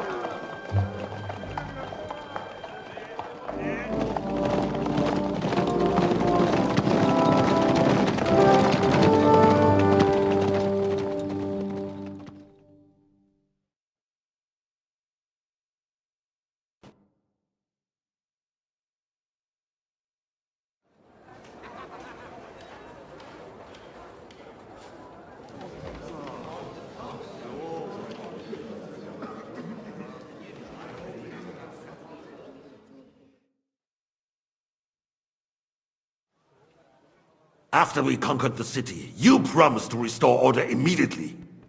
And then I find out things are even more disordered than before. Your Majesty, we are sorry. We will put it to rights. You've already said that. I want to hear real solutions. We will put more guards on the roads and toughen penalties. We can have a few captured bandits executed as an example to others. We do not care about bandits. We care about rebellious nobles and burghers. What will you do with them?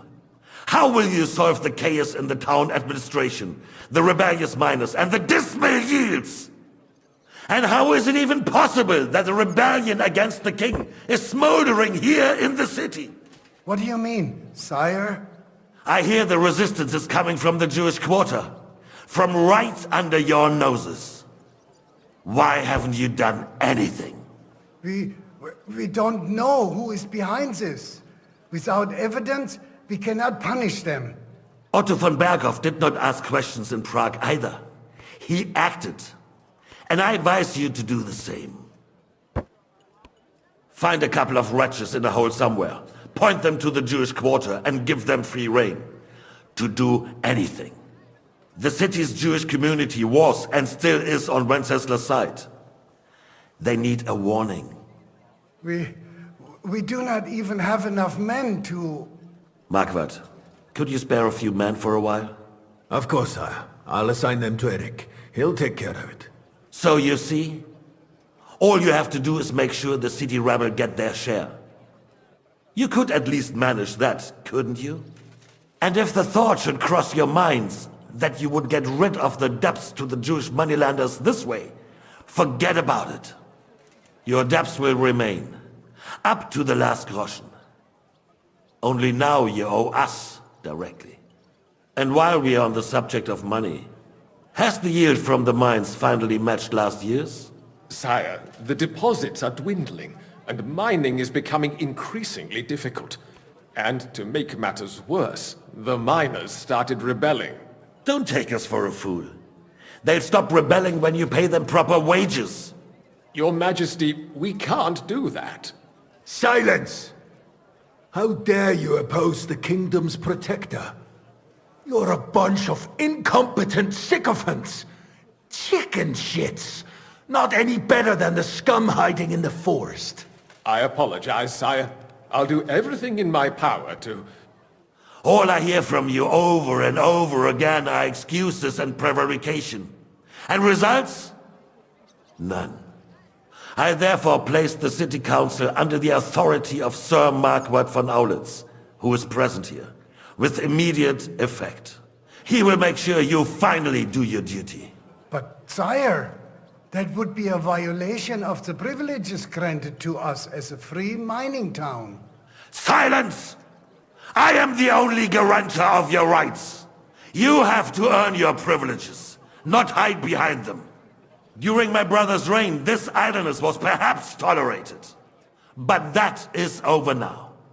You were given a few simple tasks. But instead of working on them, you idled in the baths and lined your pockets. And let the traitors cast their nets undisturbed. But unlike my brother, I am capable of creating order. And I assure you, I do not distinguish between those who stand in my way. Be they beggars, noblemen, or city councillors. You have 2 weeks to restore order in the city and increase mining output. I want clear results, and you answer only to me and Sir Marquardt von Aulitz now. No one else.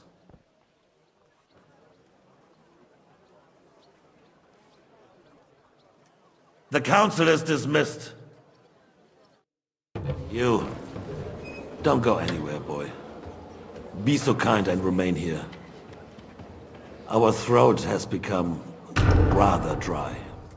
And we still wish to speak with our friend von Aulitz. Yes, sire. As you wish, sire. Between the two of us, Marquardt, was I not perhaps too harsh on them? And speak candidly. We have had enough of false flattery. Sire, you were harsh, but rightfully so. These councillors, they need to be shown their place. You suffered their insolence for far too long. The same is... You want to fight? Do you? We know. Otto repeated to us several times that this time... That better not happen again. We are glad he's not here. Damn fool! He would be intolerably self-satisfied if he knew we had heeded him. Boy, can't you see the king's cup is empty? You tend to us as if we were infirm. Boy, pour us a monastic wine. The monks had a good year. We have concerns, friend. The Hungarians are rebelling. Our army is falling apart, and we have enemies here on all sides. Would we had a proper army instead of human mercenaries? They cannot be relied upon. And we are no closer to our goal now than a few months ago. Thank you. It is a good year. If our father were still alive, he would have been astonished by the mess that a few years of Wenceslas' reign brought us. With a single word, he would have put the nobility in their place, and the country would What kind of a donkey have they sent me? Are you only deaf or completely stupid as well? I've never been so ashamed in my life. And in front of the king himself. Be glad I'm not having you whipped like an unruly brat. Get out.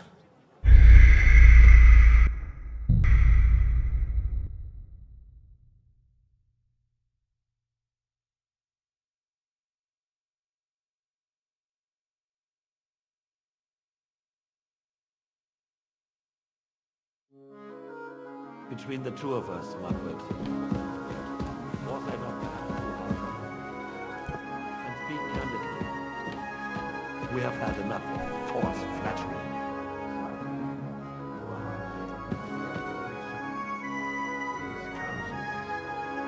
They need to be shown their place. You suffered their insolence for far too long. The same is true of the Jews. We know. Otto repeated to us several times that it is time to strike against them. We are glad he's not here. He would be intolerably self-satisfied if he knew we had heeded him. Boy, can't you see the king's cup is empty? You tend to us as if we were infirm. Some monastic wine. The monks have a good meal. We have.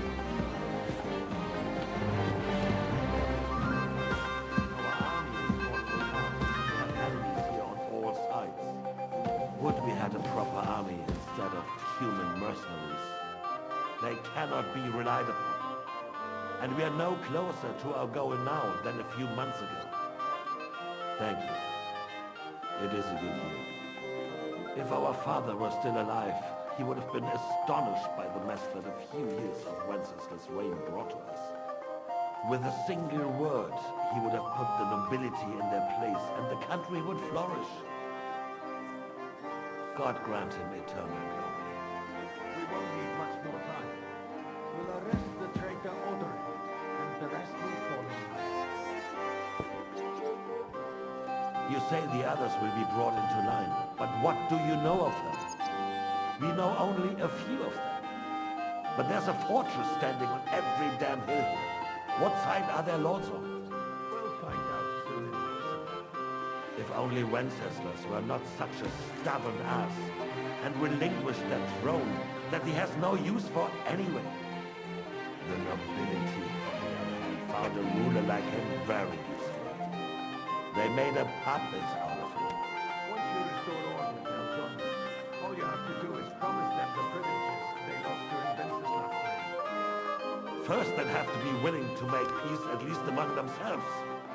Jobs does everything he can to sow chaos, so that he himself emerges victorious in the end. This business makes me thirsty. Pour me some of that red, boy.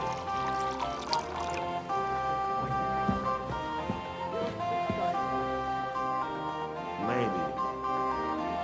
But first I'd have to conquer a few more cities, and get a couple more lords on my side. Then they take the threat of war seriously. And Hungary. If Bohemia is a wasp nest, then Hungary is a viper's lair. You will follow in his footsteps, sire, as soon as you get the chance. But the wine is good here. To your health, Margaret.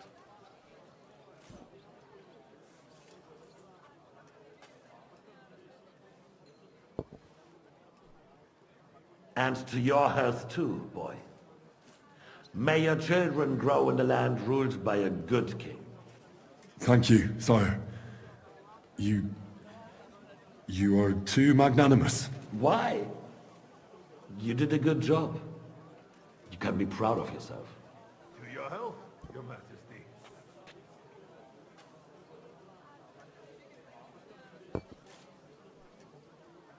First, we need to crack down on the biggest troublemakers. We're working on it. While the consul was meeting, Otto von Berghoff and his men set out for Rabosch. Alderin won't give you any more trouble.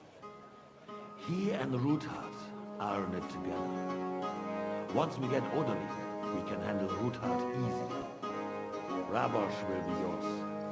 After all, Otto has already got Marish. But the devil knows there are a lot more strongholds to conquer here. For the king, red white. No, we shall have white. We have had enough of red. White it is. Quickly. If Rabosh falls, others will follow. I think von Berghoff's little contraption will find it easy. If need be, we could use it to raise this town hall too. And I have some suggestions for other candidates. Not so fast, my friend. It's a wondrous tool, but we can't rely on it forever. To bring it here to the square and point it at the city hall? Those sycophants would only benefit from a warning like that. It's a splendid idea, but it won't be necessary. The councillors are quite fearful enough already that they can hide nothing from us. There's been enough fretting, sire. You shall see. Soon we will drink to the conquest of another fortress. You are right. So then, to victory. And you, boy, will you drink with us? So that you shall have something to tell your children and grandchildren. To victory, sire. To today's, and those of the future.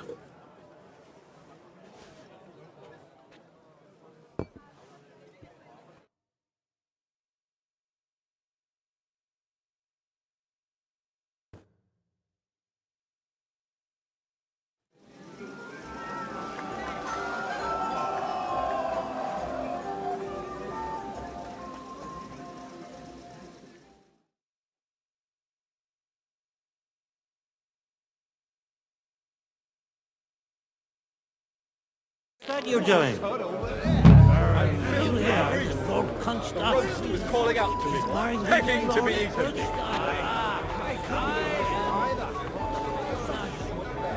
Name is... Are you in need of something, my well-oiled friend?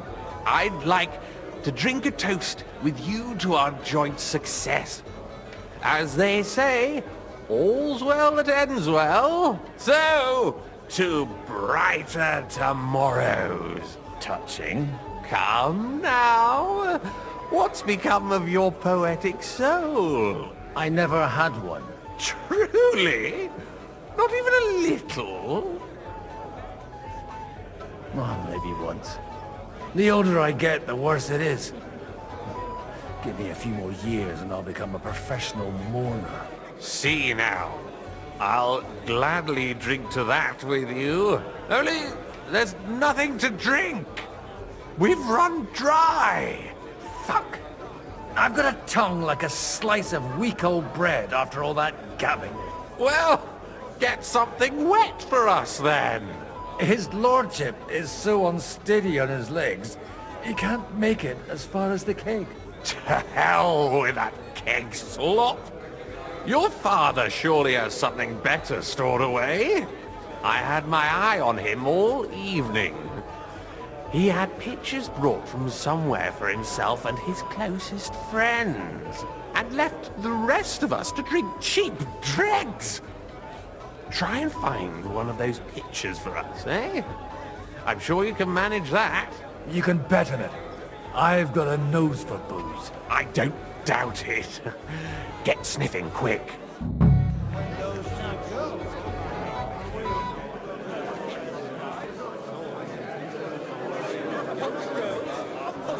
Came here for the feast anyway. To King Wenceslas.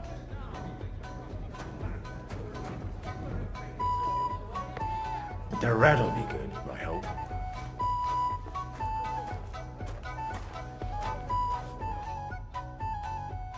Now there's a piece of horseflesh for you, Ruthard. Not like that nag of yours. What the hell do you feed it with? It looks more like a damn bull. Sir! Sir! There's some horsemen right out front of the fortress. That's Peter of Pisac. Wouldn't come to the council, but he is coming happily to the celebration, you old fox.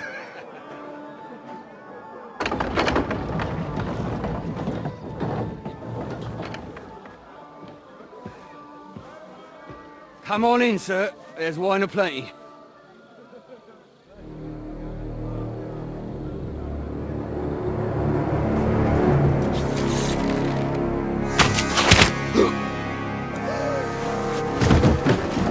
Hey! Hey! Intruders! Enemies at the gates!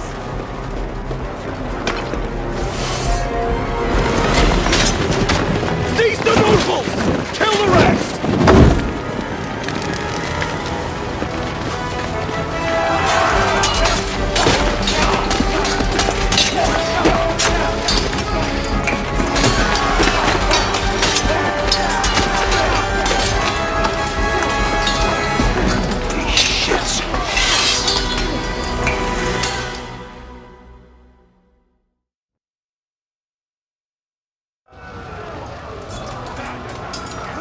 Jesus! The surrounding Tristan! He can't make it on his own! Nice work! Don't go! Slice him up!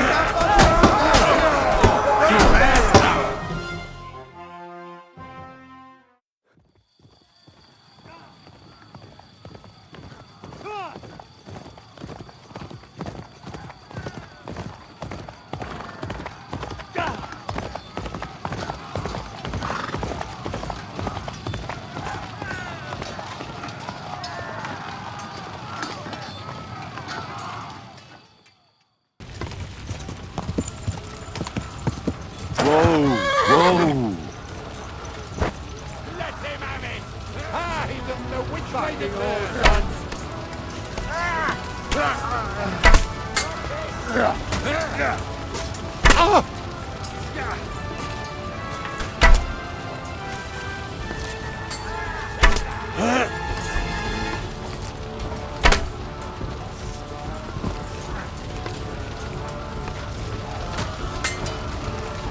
Christ! I'm here! Cover your head, damn it!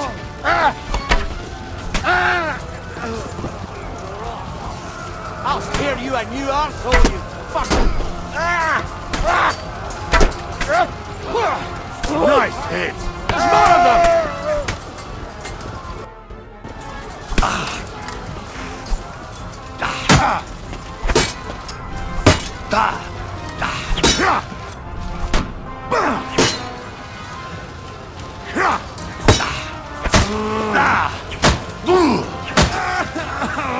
Show what you're made of!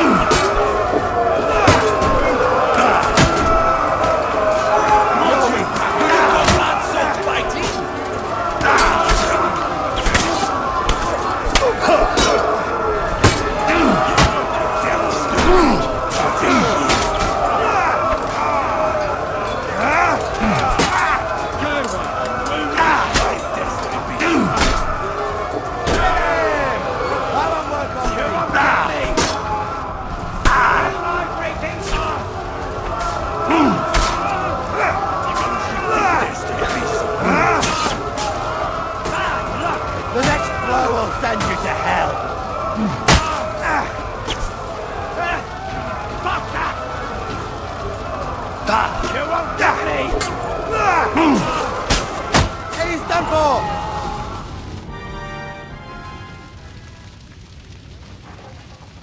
That was a close shave. A little too close. Oh, fuck me.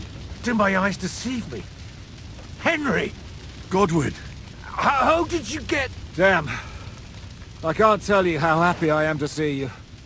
You turned up at just the right moment. Is everyone alright? Well, some are, some aren't. They captured Odorin, Kunstad and Rutard. And they took Alder and Kunrad of Vector away too. They wanted to slay the rest like dogs. What about my father? And Hanush? They left with Yobs long before that. I'm sure they're all right, but not everyone was so lucky.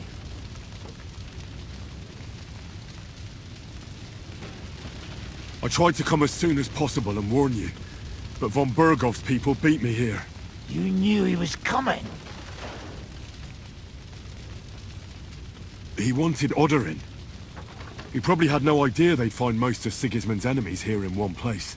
I bet he couldn't believe his fucking luck. And Sigismund will be moving at a gallop. We have to be really careful now. One wrong move, and he'll hang the lords. Is there anything we can do? Definitely not right now. We'll treat the wounded, bury the dead, get the hell out of here. Then we'll hide in the Devil's Den and wait for Jobst and his army. If I survive the journey... Oh, God's teeth. That stupid nag nearly broke me in half.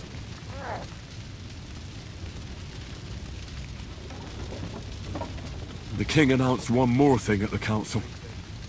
He asked the councillors to ransack the Jewish quarter. That is, he ordered it, more like. Fuck!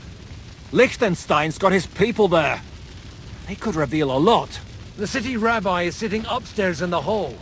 At least he's safe here. They're our allies. We have to help them. What do you mean by we?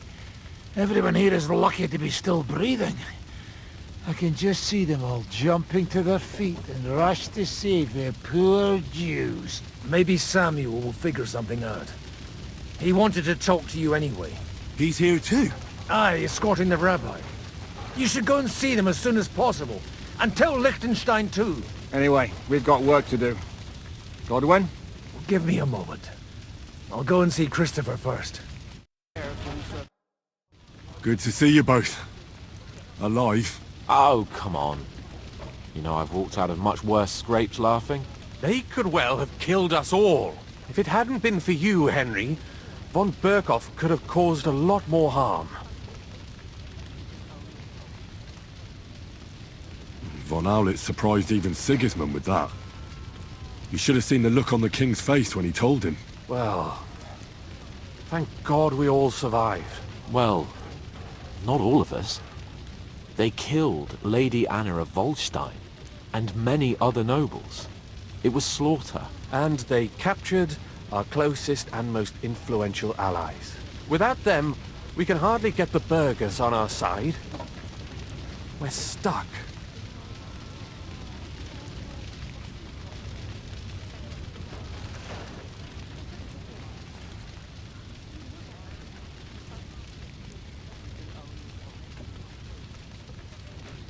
We'll figure out a way to help them. But how? Our plans are ruined. Get a grip. Whining doesn't help anyone. You're right. When I drink too much wine, I get overwhelmed with self-pity. Nevertheless, I have to admit it can't get much worse. Actually, it might. And very soon. At Sigismund's council, an order was given to ransack the Jewish quarter. God's wounds! We need to get back to the city and warn them. I'm going with you. Out of the question. Do you want to end up imprisoned again? You'll be more useful if you stay here and help Shishka. Henry, tell Samuel and the rabbi to get ready to travel. I'll try to get someone else to join.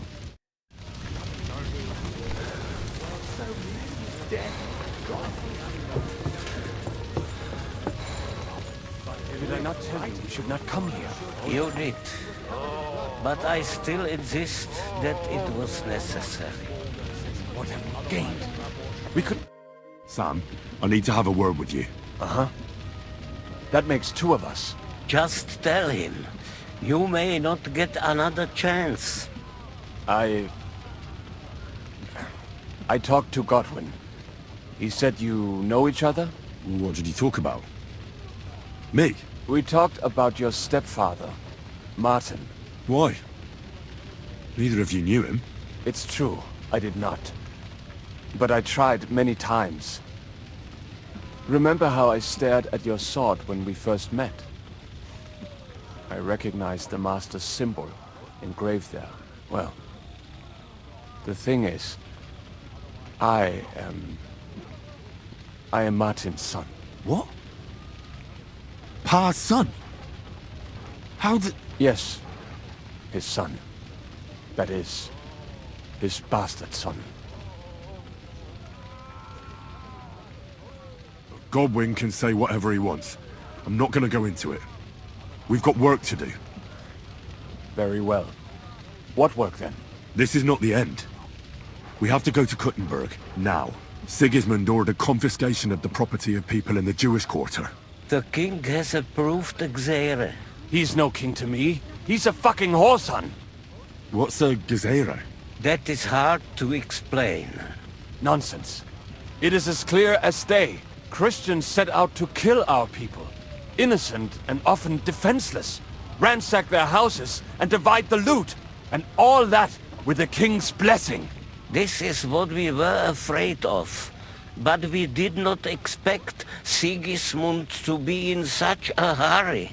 We need to get back into the city and get the people out, quick, before it begins. Will you come with us, Henry? Every man counts. I'll come. And Liechtenstein already knows about it too. Very well. We should get going right away. Let's not waste time.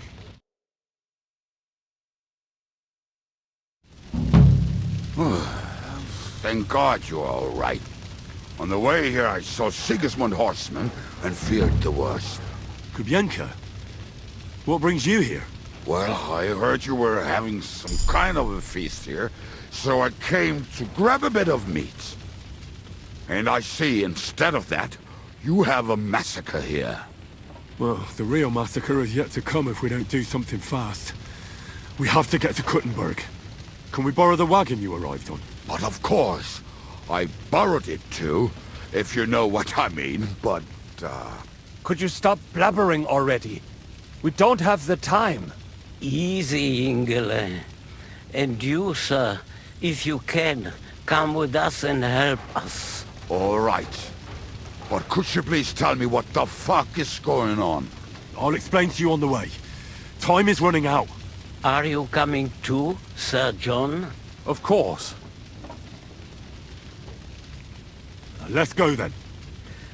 Burekata Adonai Eloheinu, melech ha'olam.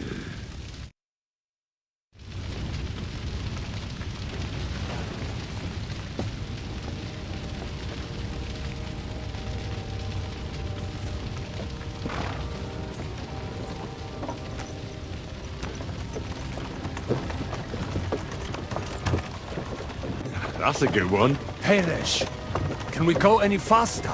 Settle down, son. If you must keep your tongue busy, then use it to pray. Would you tell me what the fuck is going on already? Sigismund ordered an attack on the Jewish quarter. We need to get everyone out of there fast. Bloody hell. I just got ailed up so nicely today. Oh, that is just great. My mother's life is in the hands of a drunkard. Don't you worry. These are some sturdy hands. I promise we will save you, Ma. No one will touch a single hair on her beautiful head. What the hell are you babbling about? What? Oh, I'm imagining she's pretty. It makes me more willing to put my neck on the line for her. Stop with the nonsense already. All of you, I beg you. Jesus. I was just trying to lighten the mood. You might all kick the bucket in a short while. Well, What about you, Henry? Why are you so quiet? You should give it a try yourself. You might get a taste for it. Fine. Let's all sit here with our mouths shut for the entire trip, aye? Anyway, can't you make the horses go a little faster, Grandpa? If this carries on, somebody's going to start sobbing. We really should pick up the pace. All right. Schnell! Schnell!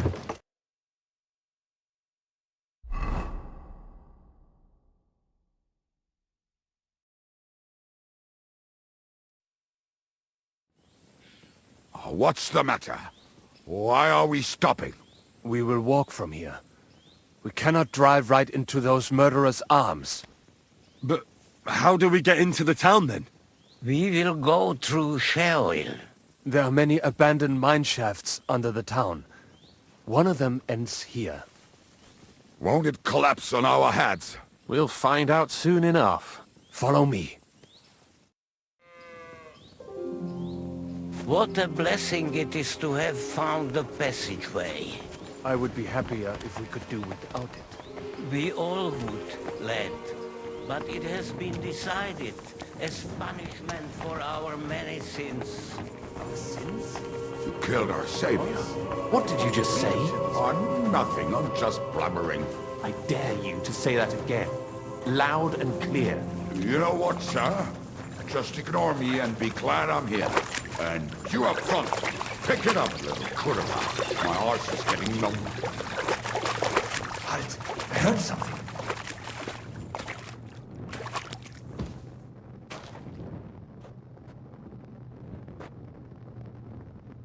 So, do you hear anyone?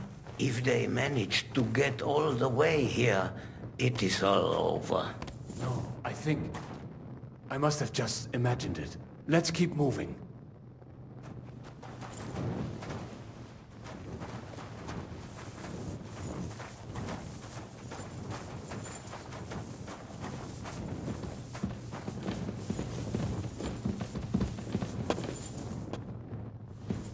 We should split up here. Me and the rabbi will go this way to the shul. We have to take the Torah and warn everyone. What about us? You keep going straight ahead and then to the left. You'll get right to the King Solomon Tavern.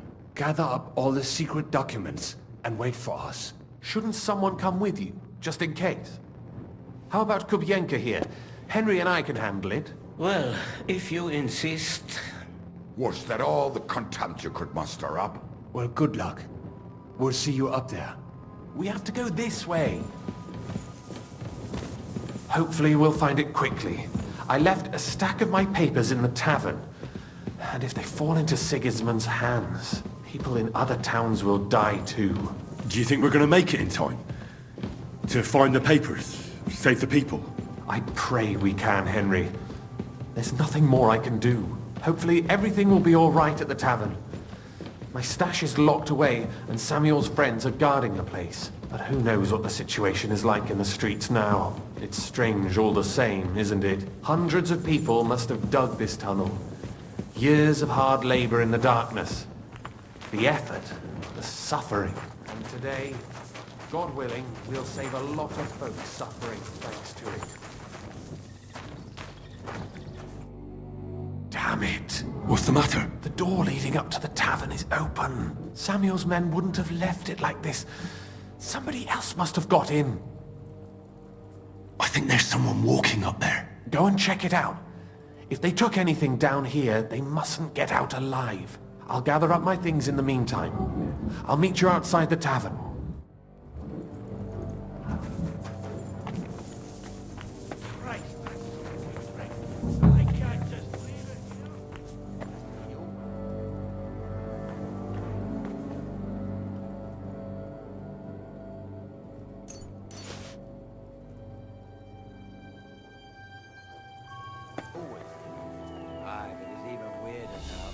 Always pissed off, barely talks. I hear he hasn't even been eating much. I still don't see what's new. Kiss my ass.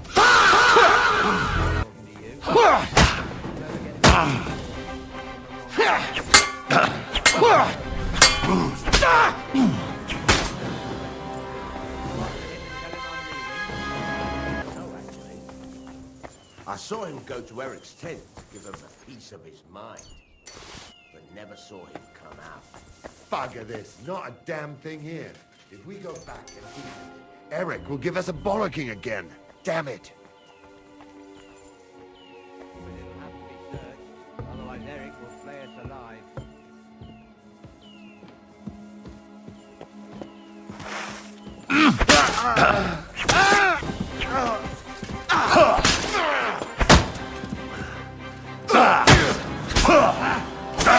Get him!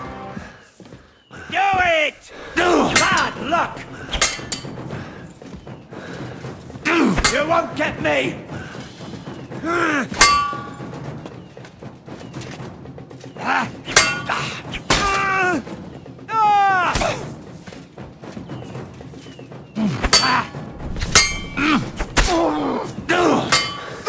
Watch out!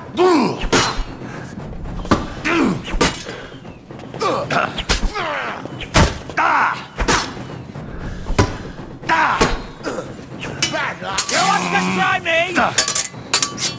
Take that! I'm all yours. We're going to gut you, you horse. Show what you're made of!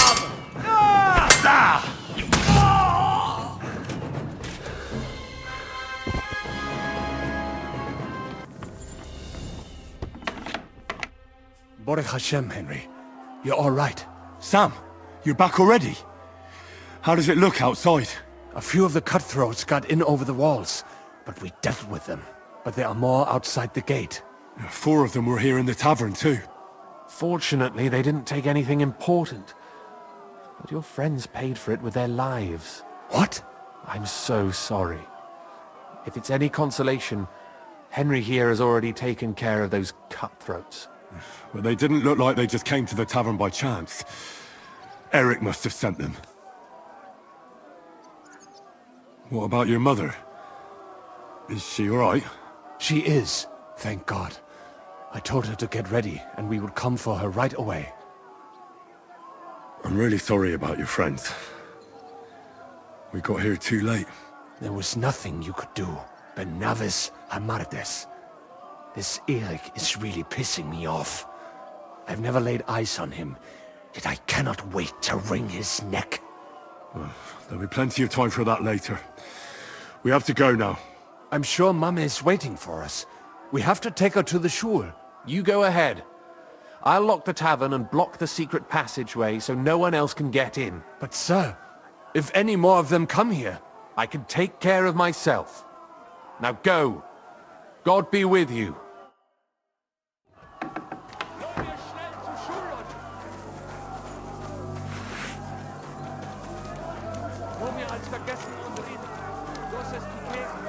Adam, is that you?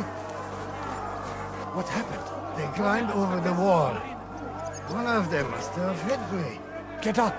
We have to get to the shul fast. Can you walk? I can't. Don't worry. I'll help you. Henry, go and get Mommy. She will be in that house on the left. Bring her here.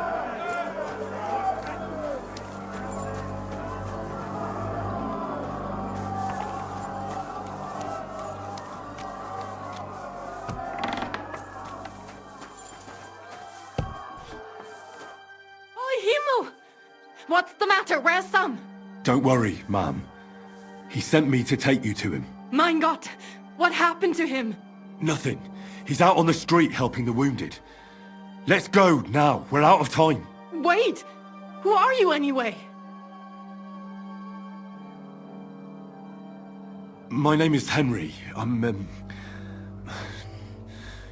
Do you remember Martin, the blacksmith? Of course I do. I'm his... son. Was sagst du? Sam told me that...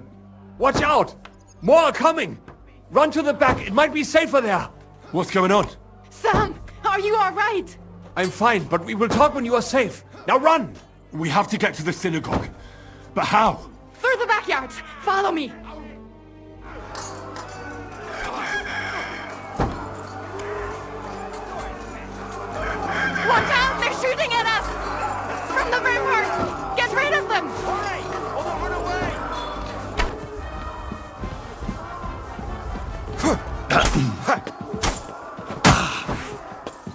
Wanker! I'm not getting killed here.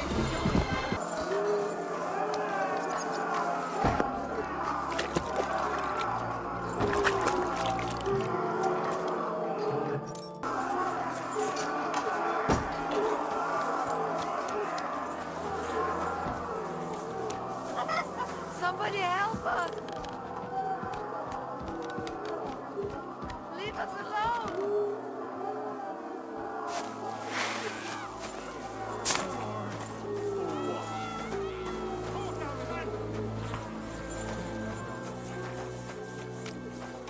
We cannot get past the wagon. We have to go this way. Through the house. Slay those Christ killers! No chance!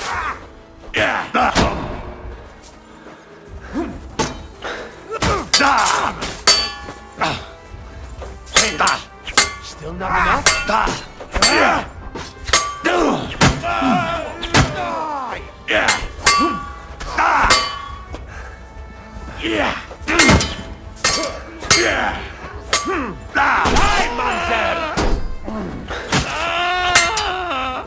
Slay those Christ killers! The place is clear now.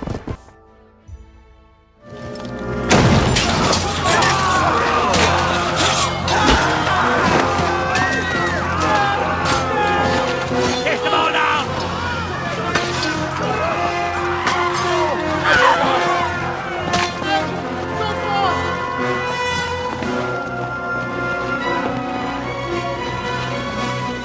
Come on!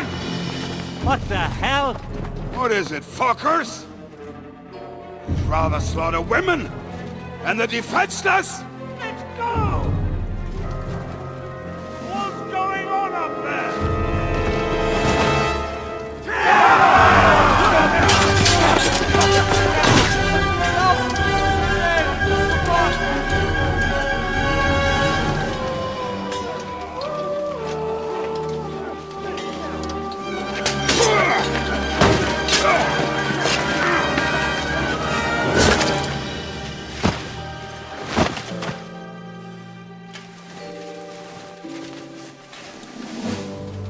Go inside. Quick. To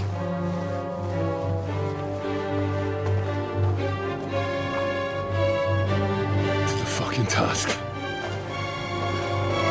I've never been so glad to see you two. In need of a helping hand, are you? No, I just don't want to die here alone.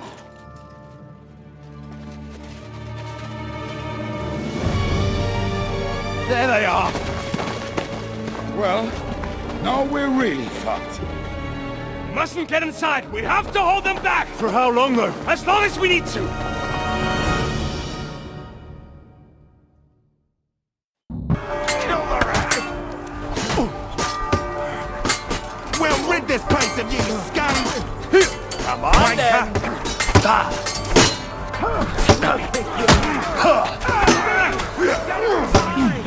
Commandeer! Christ! Here, go!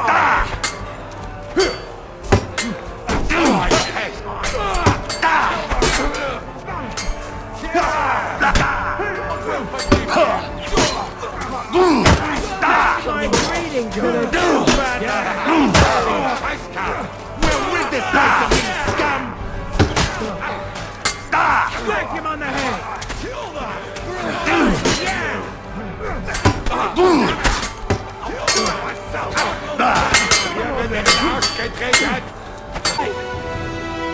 Henry, come on! Let's go!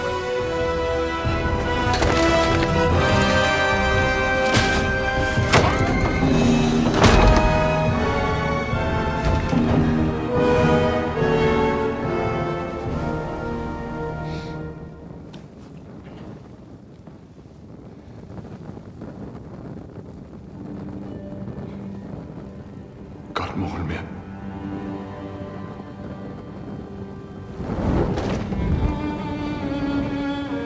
Let's go. It's this way.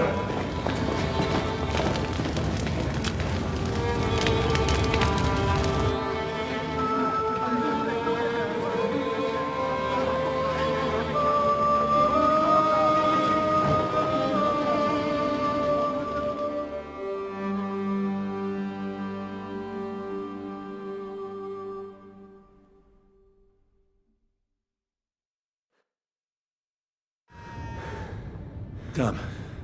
That was a close shave. I reckon I should go to Samuel's mother and talk to her about Martin. I won't get another chance. Surely you cannot just leave them like this. There's nothing. Don't worry. Even if that happens. Are you alright? I'm fine, lad. I thank you for everything. Is there anything else I can help you with? Mein Gott, boy. Have you not helped us enough already? Now we have to manage on our own. I know this might not be the best time, but... do you think we could talk about Martin? Right now? Well... all right then. How is Martin, actually? He died. It's only been a few months. Oh... Sigismund burned down my village. Pa went to help Ma and... well, they both died there. I am sorry to hear that, lad. But that is the Martin I knew. He always put others first. At least you survived. That would make Martin happy. I'm sorry I don't have better news to give you. Do not worry about it. I am just sad he died before he could meet Samuel. Is everything all right? Yes. Do not worry. We were just talking about Martin. How did you meet Martin, if I may ask? It was such a long time ago. He wanted to open a blacksmith shop in town, but there was no place among your people, so he tried his luck in our quarter. And that's where he met you? The rabbi gathered the good men so they could decide whether we wanted to have a goy blacksmith. And Martin wouldn't stop looking at me all night. Then it went Schlag auf Schlag.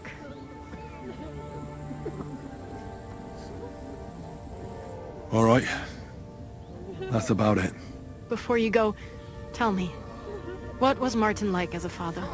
Well, he was strict with me, but not too much. Especially in the forge, he worked me hard. I dream about him quite often. About that last day and what he said to me while we were forging a sword together. He said a life of adventure can be over before it begins. And that blacksmithing might be a dull job, but I keep my head on my neck. He was absolutely right. Well, look at me now. You saved all our lives. Martin would be proud of you. He raised you well. I'm sorry to keep you this long, but... well, I never thought I'd have a brother, even if not related by blood. Well, I did not expect that either. And thank you, my almost brother. If it was not for you, I do not know how today would have ended. What are your plans now? I'll go back to the Devil's Den. To Zizka and the others. We need to figure out what to do next. I will see you there then. But first, I have to escort everyone to Colleen. I do not want anything to happen to them on the way. Everything should be all right now. Take care of yourselves, dear brother. I will see you this time tomorrow at the Devil's Den. Have a safe journey. Sei gesund. Me?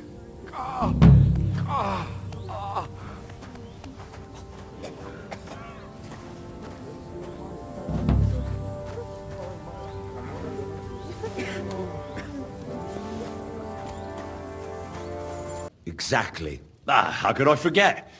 It's not every day you meet a fellow with a wooden shaft sticking out of his head. So we'll have to have a drink to his memory together. Well, something happened to him. Aye. Our dear Carol passed away. Oh? What happened? Well, everything went to shit. Everything that could have gone wrong, went wrong. We wanted to rob a convoy. A bit of gold, a lot of booze, and 3 guards at most. Only there were a lot more of them fuckers. Shit. It was a bloodbath. I don't even know how we managed to escape. But Carol got left behind. They picked him up and took him away. It's all fucked. Well, if they picked him up, he doesn't have to be dead. Maybe he's locked up somewhere. If only. But that's not what happened. They strung him up. There was nothing to be done. We fell right into their trap, like lambs to the slaughter.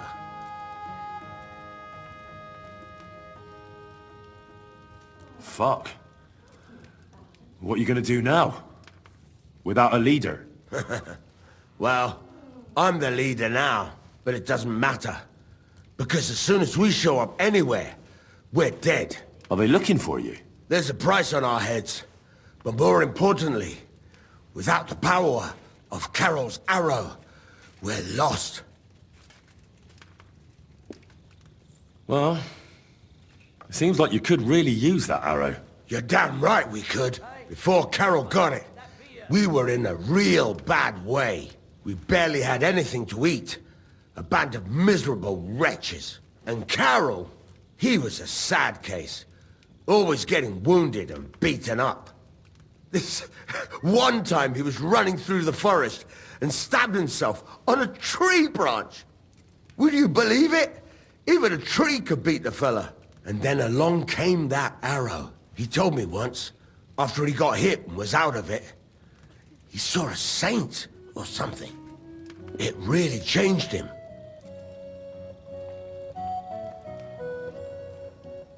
When I listen to you, the hair stands up on the back of my neck. It's not the kind of story I hear every day. Look, you're looking for a job, and we need that arrow. How about you help us? I'll pay you handsomely. What do you have in mind? Well, I need someone to find Carol's body.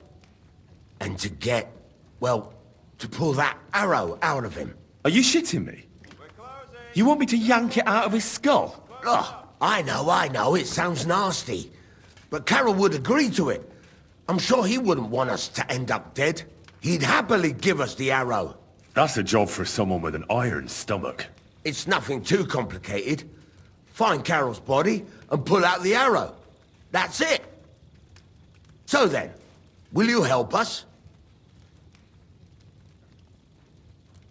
This is just about the oddest thing anyone's ever asked me to do. And I've had some odd requests, but... all right, I'll help you. Where should I look for him? Well, that's the problem. I'm not entirely sure. Well, we're off to a great start. Hold your horses. I've got a bit of a lead. Our whole plan with the caravan went to shit near Sedlets.